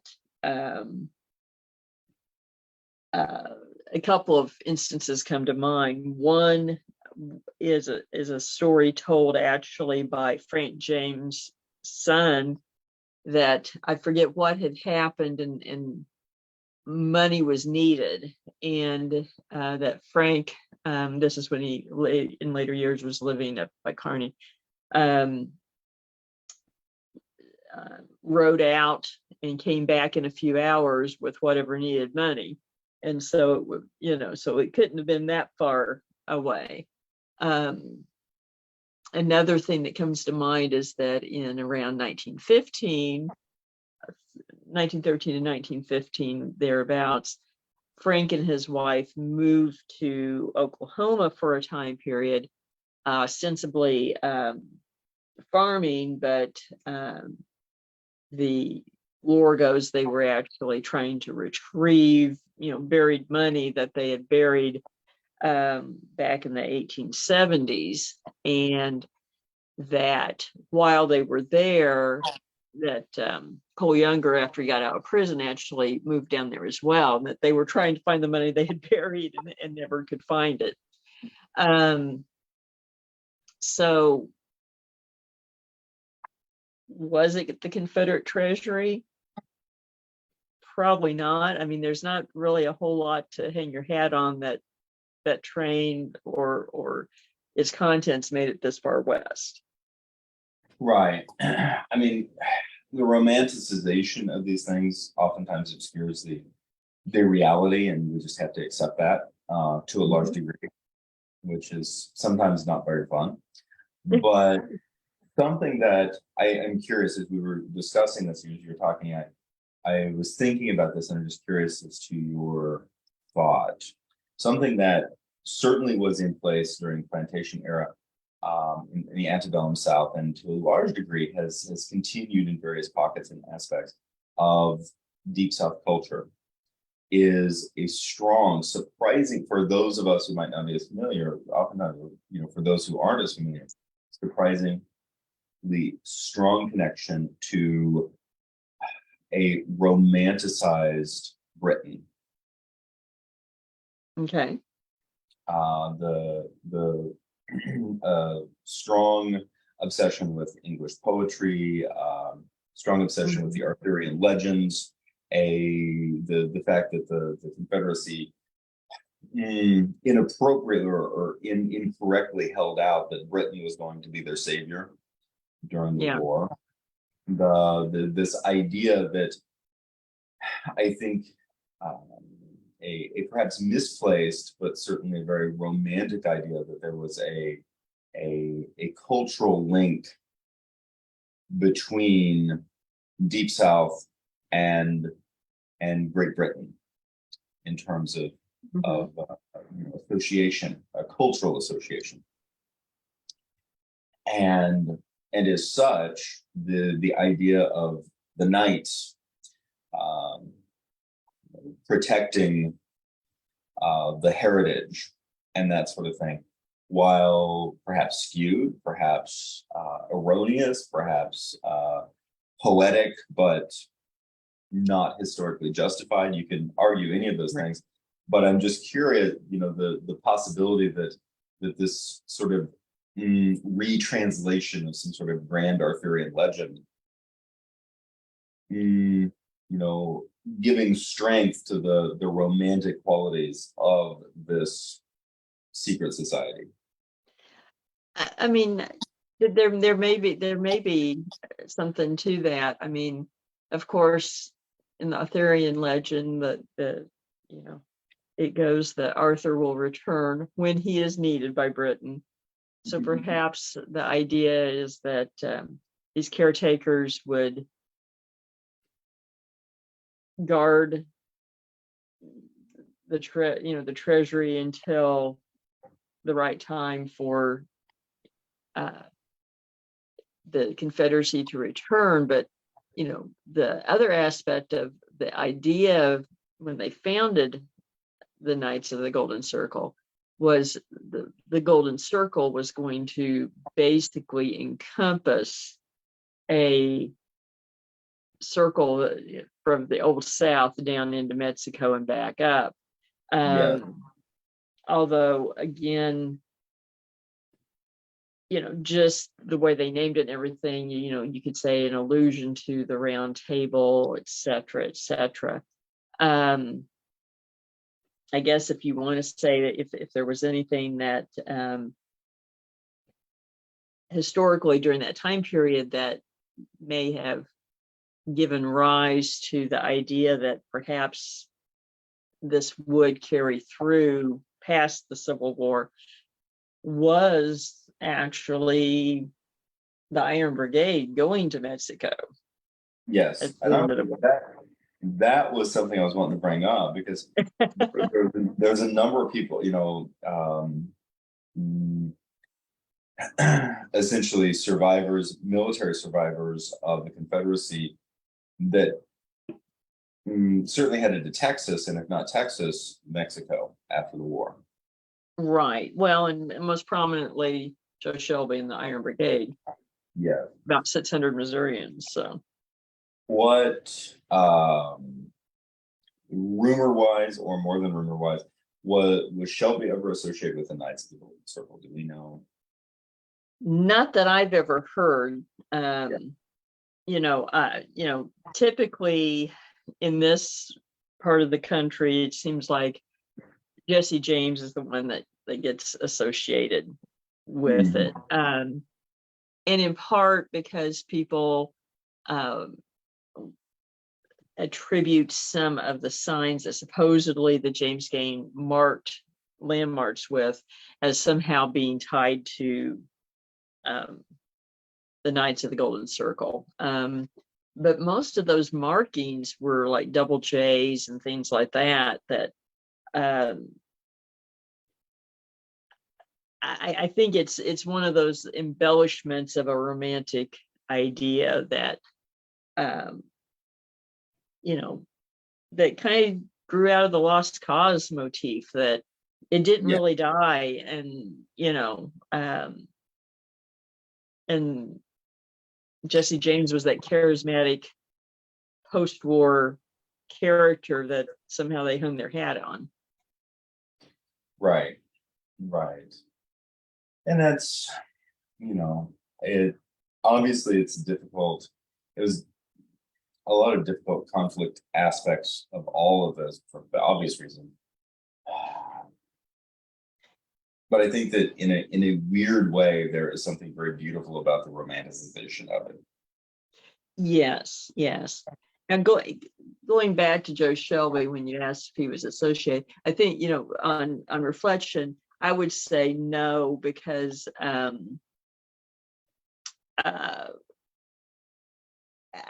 think that, the fact that he buried his regimental flag in the Rio Grande when he went south, things like that, he, it was like cutting of the cord. I don't think he was carrying on that mission at that point. That's a very good point. It really is. Now, in jumping subjects, Sure. Documentary record of the hanging of the first woman in Illinois took place in Little Egypt, on Yes. the far eastern border near Indiana. And it's quite a tale. Betsy Reed. Yes, it is. And took place in 1845.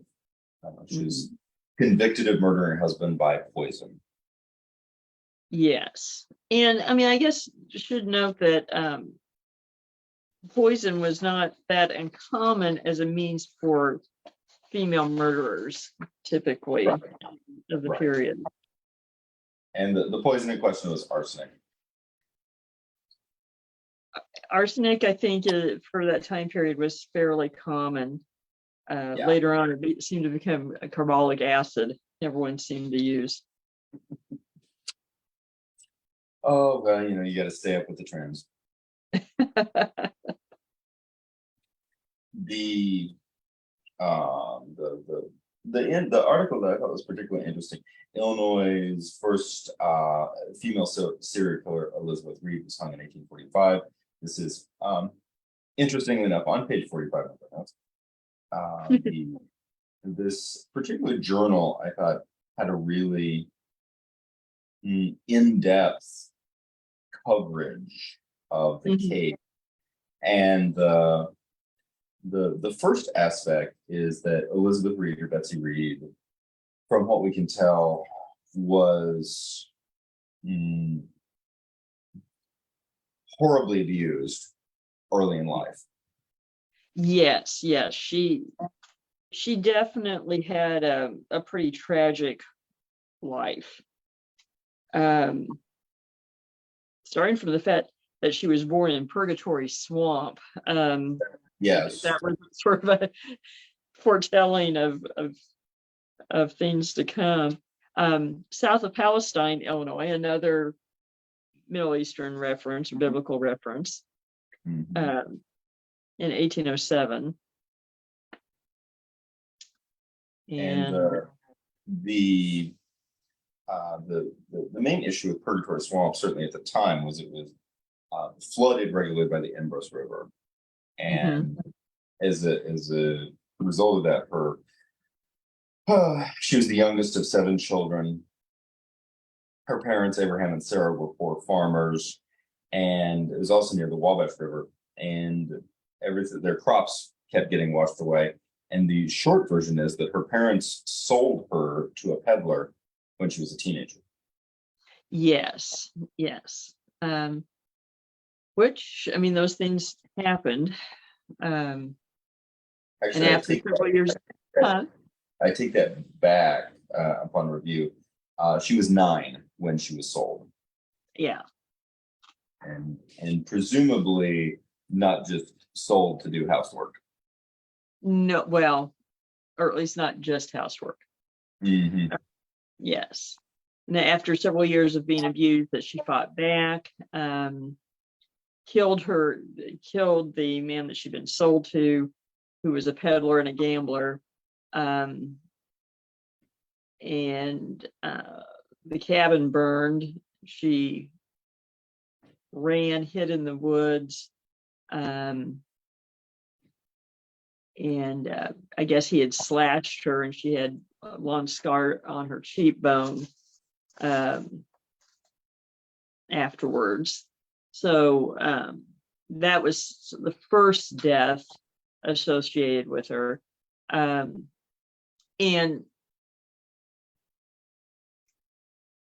it's my experience in working with victims of abuse that something like this can happen with very severe physical abuse and mental abuse as well, that there's a point that is a sort of that breaking point that where they do fight back. And often in times past, it's not viewed as self-defense. Right. Let's see. Then she worked at a boarding house in Logansport, Indiana. And again, it's the same sort of scenario as existed in Egypt in so many places. You had a river town and people coming and going. And I think that's where she met her first husband, John Stone. They were married for 10 years. She became a midwife. And sounds like a granny woman, basically. Right. Her first husband left her after 10 years. Mm-hmm. And she used a bonnet and a handkerchief style veil to cover up her scar. And that, combined with her personality, led to, first of all, just a lot of people coming up with rumors about her. Right. And actually the description, the comparison came to my mind for people maybe familiar with the movie Unforgiven, with the prostitute who was mutilated. That it would be a similar appearance. And then she met and married Leonard Reed, who's from Barron County, Kentucky. And he was 12 years older than her, and, quote, a thin, frail man with salt and pepper hair, an oversized nose, and a perpetual smile. He raised wheat and corn, was also a trapper, and they lived in a cabin apart from Leonard's, and with the exception of Leonard's niece, who was 16-year-old Eveline Deal, basically there were not other people around. Yeah. And then her husband died. In 1844, yeah. Yeah, it's August 19th. After drinking a lot of sassafras tea. And possibly other things. Yes.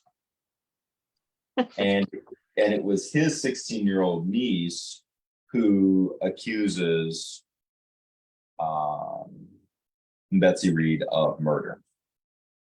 Right. And told and ironically that there were rumors of hexes and so forth. Yes. Which over time, these are very common scenarios, that this ostracized, unusual woman will be accused of dark magic and causing harm.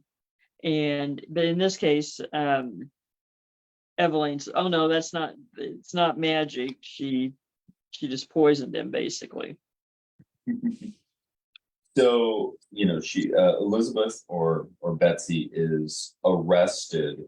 What are your thoughts in terms of this process and this trial and ultimately the verdict? Well, I mean, for one thing, you're in a very rural area, and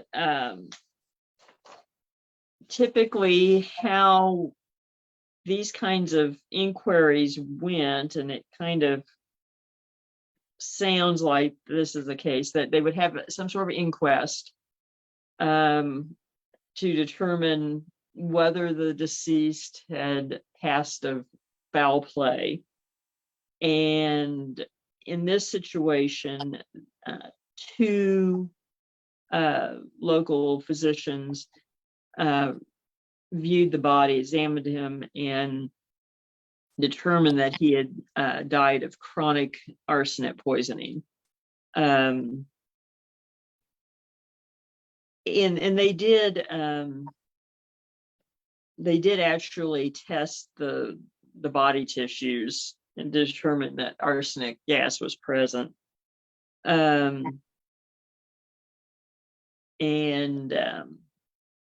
They estimated that he had been poisoned over the course of at least a week with the amount of arsenic present, which this seems more detailed than some inquiries that I've read from that time period. So it sounds like perhaps they did due diligence. Then a druggist remembered selling Elizabeth the poison. And I do think it's sort of important to point out to people that buying arsenic was not nearly as unusual in 1845 or 1844 as it would be today. Correct. Because arsenic was used to poison rats, etc. So having some arsenic on hand would not necessarily be, that red flag that it would be today if you had some in your kitchen sink. Agreed. Now there was some interesting things. Elizabeth was held, or Betsy was held at a jail in Palestine, and there were threats of lynching. Yes. And then she set fire to her jail cell in an attempt to escape. Yes. Although I don't recall it saying how she managed to. Well, and of course this fuels the legends or the stories of her being a witch. True.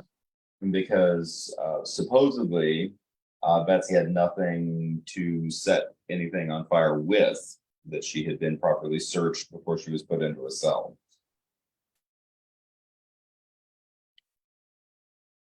Court records note residents believed Elizabeth was, quote, practicing in the art of the occult and had summoned flames from the pit of hell. Well, I mean, which in a way you find a little surprising in the mid 1840s, that you would think that they would have been past that a little bit, but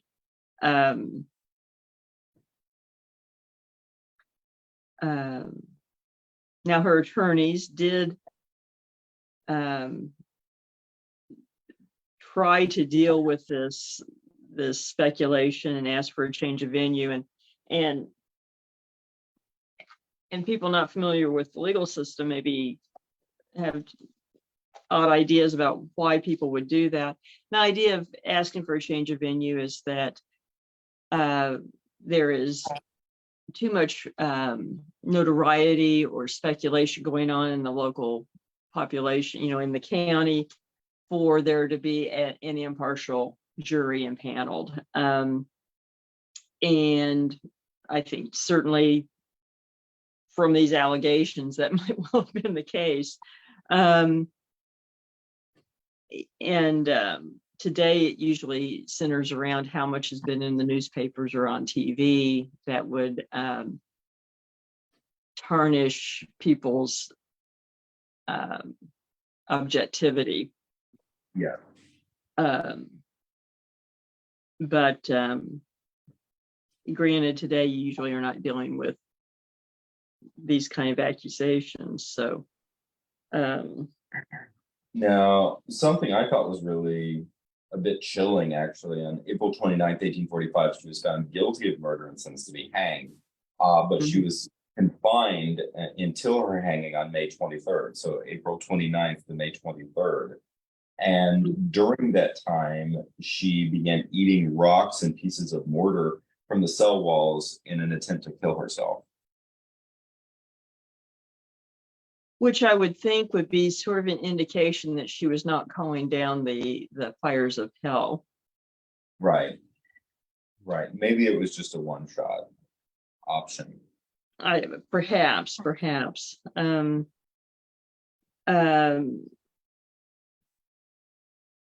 Yes, I mean it's definitely a chilling description. And you do see this in accounts. It seems like, I won't say more so, but from the 19th century, where you have someone confined like this and they end up losing their mind in one way or another. And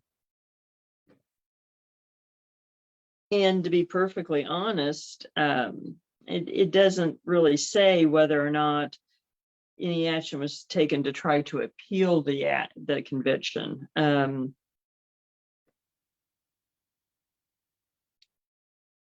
I would have thought that they would have attempted to do so, but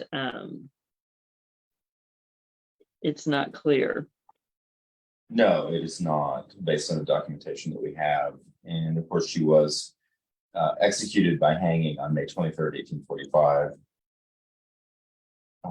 Her body was moved to a small cemetery called Baker, which is outside of Peaceville, and she was buried next to her husband.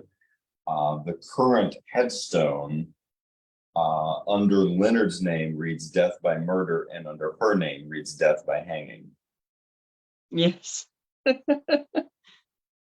Although, granted, it does not say that he was murdered by her, but third.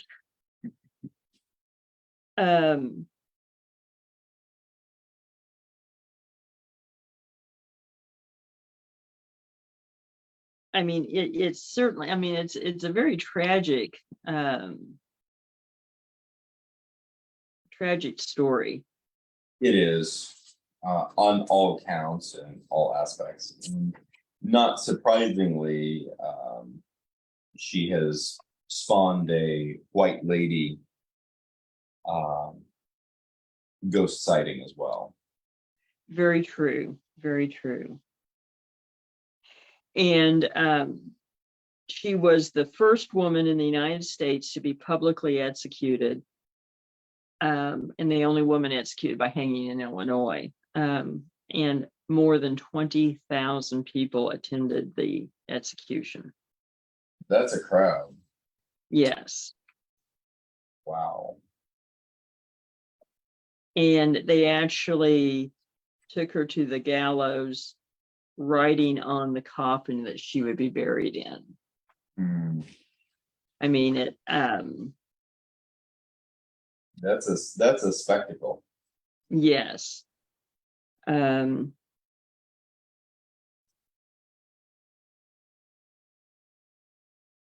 then afterwards, the community tried to decide why she killed her husband, and they never really concluded one way or another.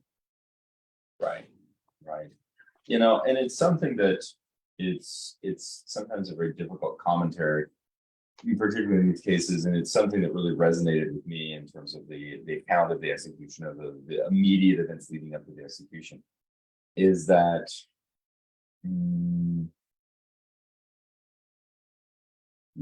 the 11th hour conversion to Christianity, the writing on the coffin, the trying to come up with reasons. Was she involved with another man, et cetera, et cetera? All of these being speculative aspects that really are just designed to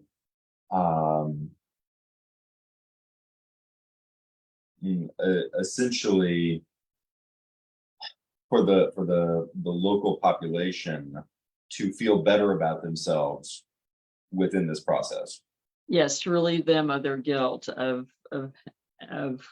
convicting her in this in some of their own behavior.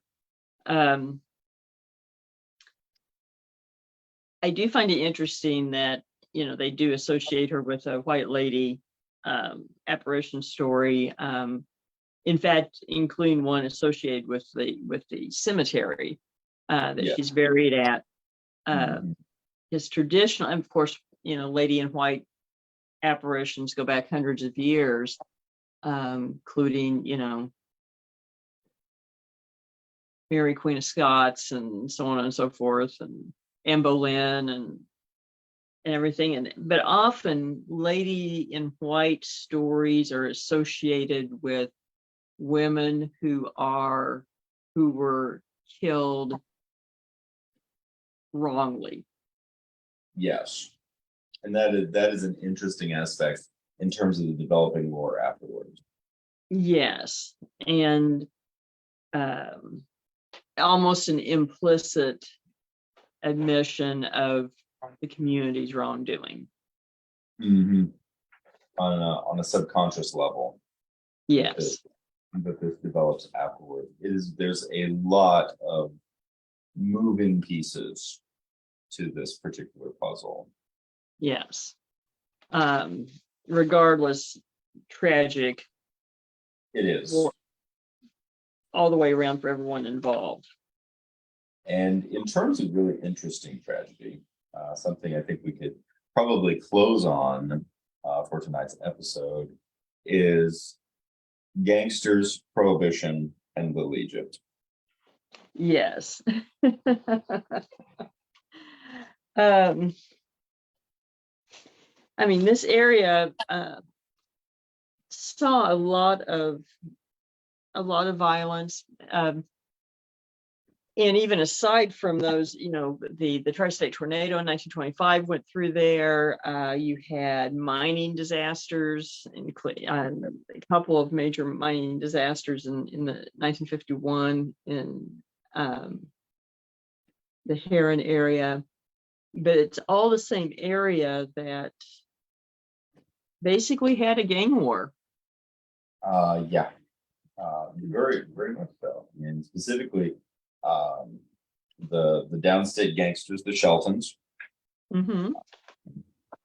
Initially in cahoots with Charles Berger, and Charlie Berger, fascinating individual. Yes. Originally immigrating as a child with his parents from Russia and settling in St. Louis at the age of 8. And these guys this is just, to me, this is fascinating. And these are guys that gave Al Capone's gang and the Ku Klux Klan a run for their money. Yes, and actually, well, I mean, they had a feud, but they set aside their differences to fight the Klan. I liked that. I did too, and you know, I think helpful that it appears that the Shelton brothers were in cahoots with Charlie Berger initially, and then they were at war with each other, and then they teamed up to fight the Klan, and then they were at war with each other again. And so, you know, it makes perfect sense to me. The other and really interesting cultural milieu of the early 20th century that I think is lost on a lot of people and could be very confusing initially is the fact that the Ku Klux Klan was heavily in favor of prohibition. Yes, the Klan's activities were more diverse than we often view them today. And sometimes their target was white people. Yes, or at least Southern European, particularly Roman Catholics. Very much so. And the I found it really interesting, in terms of your stayed, well settled, us, 100 years later, looking back without doing research, would have put the women's temperance movement and the Ku Klux Klan in the same box. Yes, you don't think about that, but for different reasons. They were in the same box for different reasons. Very different. But the idea of uncommon allies, and the issue at hand was a lot of the poor Southern European immigrants drank appropriate to being poor Southern European immigrants. Yes. And that as a result was very distasteful to a number of was very distasteful to the temperance movement. Now, and this is not to I want to be very clear on this. I'm very much against prohibition for a variety of personal and public reasons. Now I'm going to reference the Centerville book that I occasionally reference. The Centerville book was very interesting. It covers the history of Apponeuse County with an emphasis on Centerville, Iowa. It's a massive book. Read it cover to cover 2 years ago, and it's very interesting because it deals with a lot of the social tensions and the historical conflict that took place in coal mining country of Southern Iowa that my grandfather and grandmother oftentimes left out of their stories, either because they were a little just not really relevant to them or for whatever reason. And in that regard, you have a first, you have first generation immigrant populations coming into well-established locations following the Civil War, and these first generation immigrant populations who are almost, predominantly workers in the coal mines and doing really, really unpleasant work for comparatively little pay, were brought with them their own habits, their own methodologies, and certainly in the case of the Sicilians, their own feuds. Yes. Which they then played out in real time in new neighborhoods. And that combined with their Roman Catholicism, and that combined with a unique propensity for violence. I'm going to say unique in the sense that it oftentimes had a slightly different flair than the violence that was already taking place. Like the and this is, we can laugh about it 100 years later, but the Southern Italian immigrants into Centerville had an interesting, not only did they have a lot of interesting ties to gangsters in Chicago, but they also had a comparatively high propensity for settling their feuds with house bombings, which was a little unsettling to the neighbors. Can't imagine why. And so in terms of looking at these cultural conflicts, and of course this is an era in which dynamite and arsenic are both readily available, so the sky's the limit in terms of what you can do. Very true. And actually, as you're describing this, it's very similar to events that happened in the very western Ozarks, in the coal mining fields of Kansas. Mhm. Crawford County, including some explosions and various sundry Sicilian activities. So very much happened in the Ozarks as well. And then you throw, and to bring it back to Little Egypt, you throw prohibition in on top of this when alcohol, for so many of these immigrating cultures, alcohol was not what was the way of life, and still is, appropriately so. Exactly. And some people may be going, okay, but why were the Sheltons and Charles Berger really anti prohibition? Well, they were trying to control the coal mining fields, and the miners drank, and so that was their customers. Yes. And so, the Klan trying to basically bully their way in and intimidate everybody was bad for business. And so they did pool their efforts and basically run the Klan out of town, and basically murdered the Klan leader locally, and nothing came of it because no one would testify. Yes. It's very, it is, I mean, it's undeniably violent. We're talking about drive-by bombings, we're talking about shootings, and during the point where you have a conflict between Charlie Berger and the Sheltons actually attempted an aerial bombing, and tried dropping dynamite on Berger's headquarters, which was right next to the barbecue restaurant. Yes. Yes, it was pretty much a feud out in the open. And well, that didn't work. Then Shelton gang members testified against Berger,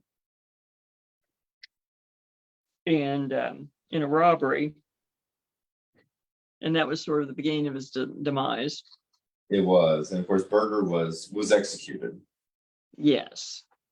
And in 1928, ironically, he had been a decorated officer in the Army at one point, and was insisted on wearing a black hood for his execution, so as not to be confused with the Klan. Well, you have to have some standards. I don't blame him. No. And then there was a murder charge in there as well against him. But basically, once he was kind of out of the way, then the Shelton brothers moved into controlling gambling in Peoria. I was quite interested in that. Of course, I grew up in Peoria County. Did not know this history growing up. And I found this really interesting. The article in reference, The Sheltons, Downstate Gangsters by Bill Monson, published in the Zephyr.com. Noted, quote, Peoria was the wildest city between Chicago and St. Louis. Various gangs, including the remnants of Compones, tried to take over the city's vice rackets. Clyde Garrison, a local gambler who had Peoria politicos in his pocket, tried to resist but didn't have the firepower for gang warfare. He invited the Sheltons north from East St. Louis as his partners. Garrison would handle the politicians, and the Sheltons would provide the muscle. Mm-hmm.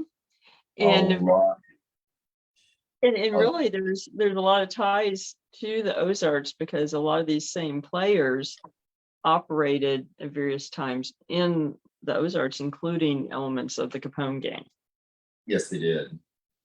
There was very interesting cause and effect at play in the sense that, for example, in Peoria and of course in other industrial centers, that the U.S. entering the Second World War following Pearl Harbor bombing in 1941 made it very difficult for law enforcement to contain corruption, because the war effort started putting lots of money back into workers' pockets, and they started spending wildly after the Great Depression, particularly on vice, which was then giving an enormous amount of money to the gangs.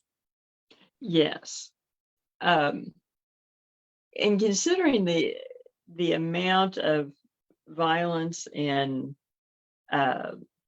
just open, like house bombings, etc., I find it interesting that this part of sort of that era of gangsters is almost forgotten, whereas sort of the Ozarks connections with Bonnie and Clyde and Pretty Boy Floyd and those, and the Barker gang, etc., is so romanticized. I think that's really interesting. I really do. And the Sheltons are all but forgotten. And I can speak from personal experience, having grown up in Prairie. I'm sure there's plenty of people who know that sordid history of the early 20th century, but just in terms of public consciousness, after the 1940s, and of course, one of the Sheltons was assassinated in Peoria in 1948, and enormous amount of violence, enormous amount of intrigue, and the crossover between gangs, vice, and politics, etc. That is, let's face it, it's unpleasant when you're living through it, and it's immediately romanticized and juicy after you survive it. But it is not something that is part of the Peoria motif. Me growing up in the county, me being associated with the city, just in terms of proximity. Peoria was known for Caterpillar. Peoria was known for medical industry. Mm-hmm. And those are the hallmarks of the city, the modern city today. Just kind of moved on past that without the recollection of that romanticization of the outlaw, I guess. And I think that there's something I'm going to conjecture, and this is I feel appropriate across regions, particularly for rural America or these juncture points. There was I'm going to resort to hyperbole for a moment, but I'm going to say that there was an almost collective amnesia that shifted after the Second World War, in the sense of this intense modernization, sort of a rewriting of the narrative. And I think it might perhaps be fair to look at this case in particular, and these types of cases, these 1930s into 1940s era gangsters, as being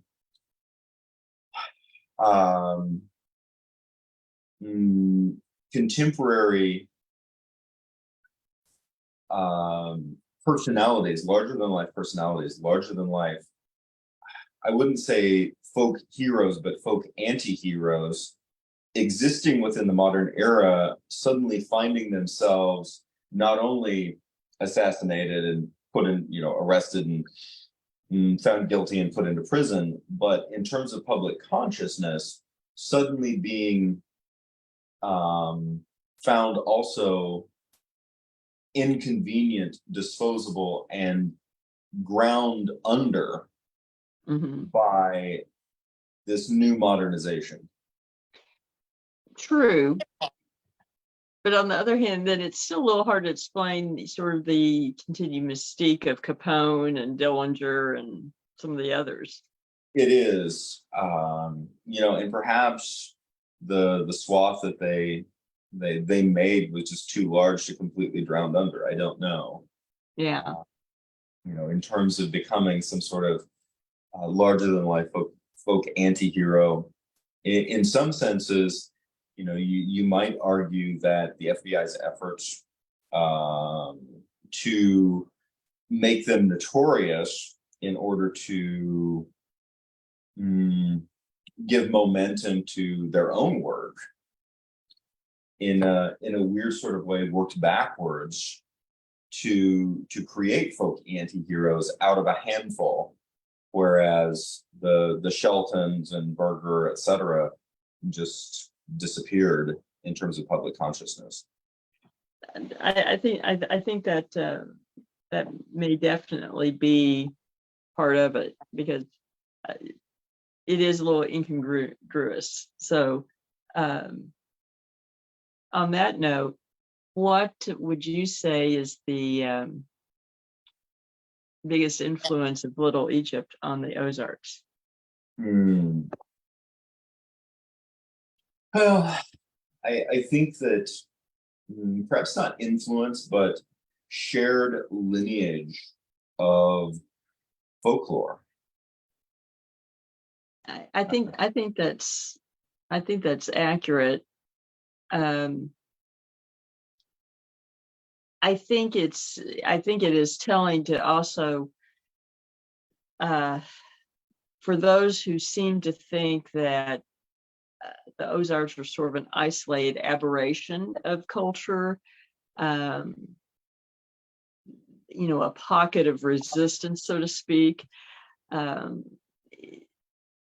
It gives another view that it's not as isolated of a makeup of an area as perhaps the coast would like to believe. I agree. There's similarity of tapestry. We're looking at a lot of pieces of a patchwork quilt. And I'm going to reference one of the points that I just made with this sort of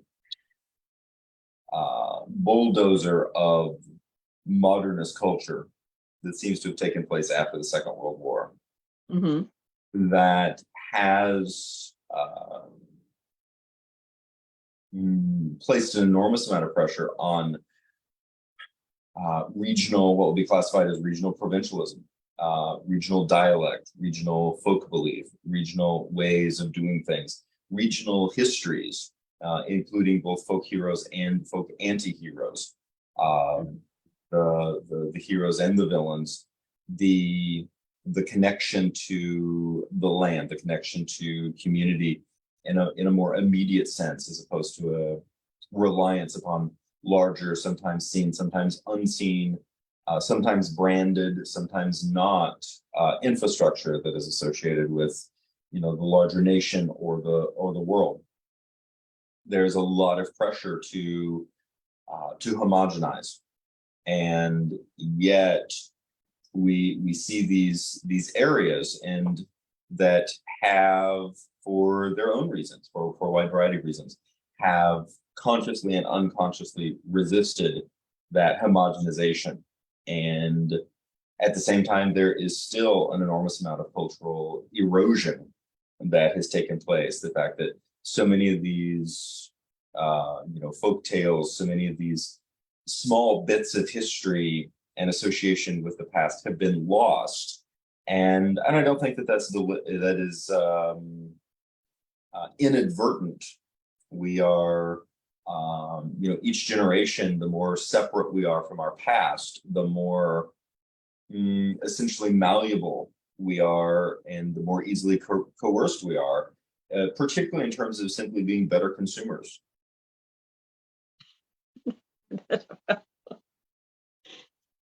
That is modern America. Yes, it is. And I grew up in heavily exposed. I mean, we've all grown up heavily exposed to it. But for me, and just these references to this gritty, individualistic, romanticized gangster wars of Peoria is almost a foreign concept. And the distance, I mean, the distance between me being born and one of the Sheltons being assassinated in Peoria was 30 years. Yeah. 30 years is not that long. And what do I remember growing up about Peoria? It wasn't anything related to that. Yeah. That was part of the talk, whereas I admit, growing up in the Joplin area, there was still talk of this frontier sort of mentality, and mob bombings in the 50s and things, and it wasn't daily talk at the dinner table, but it was fairly common knowledge. Mm-hmm. And I would perhaps emergently postulate that is something that is helped the Ozarks remain more resistant to larger cultural homogenization, that the stories, the consciousness of the past has in some ways stayed more relevant for longer. I think I do think that perhaps is part of it, aside from just sort of the stubborn nature of the land and the people. Very much agree on that. And that might be a good place to end for tonight. Sounds good. We want to remind everyone not to forget to check out upcoming events and merchandise at darkozarks.com and paranormalsciencelab.com. Thank you again to Always Buying Butts and Beard Engine Brewing Company for helping to bring the Dark Ozarks to everyone. On the next episode, we are going to be discussing the Ouachita Mountains' surprising dark history. Catch the Dark Ozarks podcast on Branson Podcast Network, Apple Podcasts, Spotify, Amazon Music, Google Podcasts, Substack, or just about any other podcast platform. Thank you, everyone. And remember, there are no easy answers in the Dark Ozarks.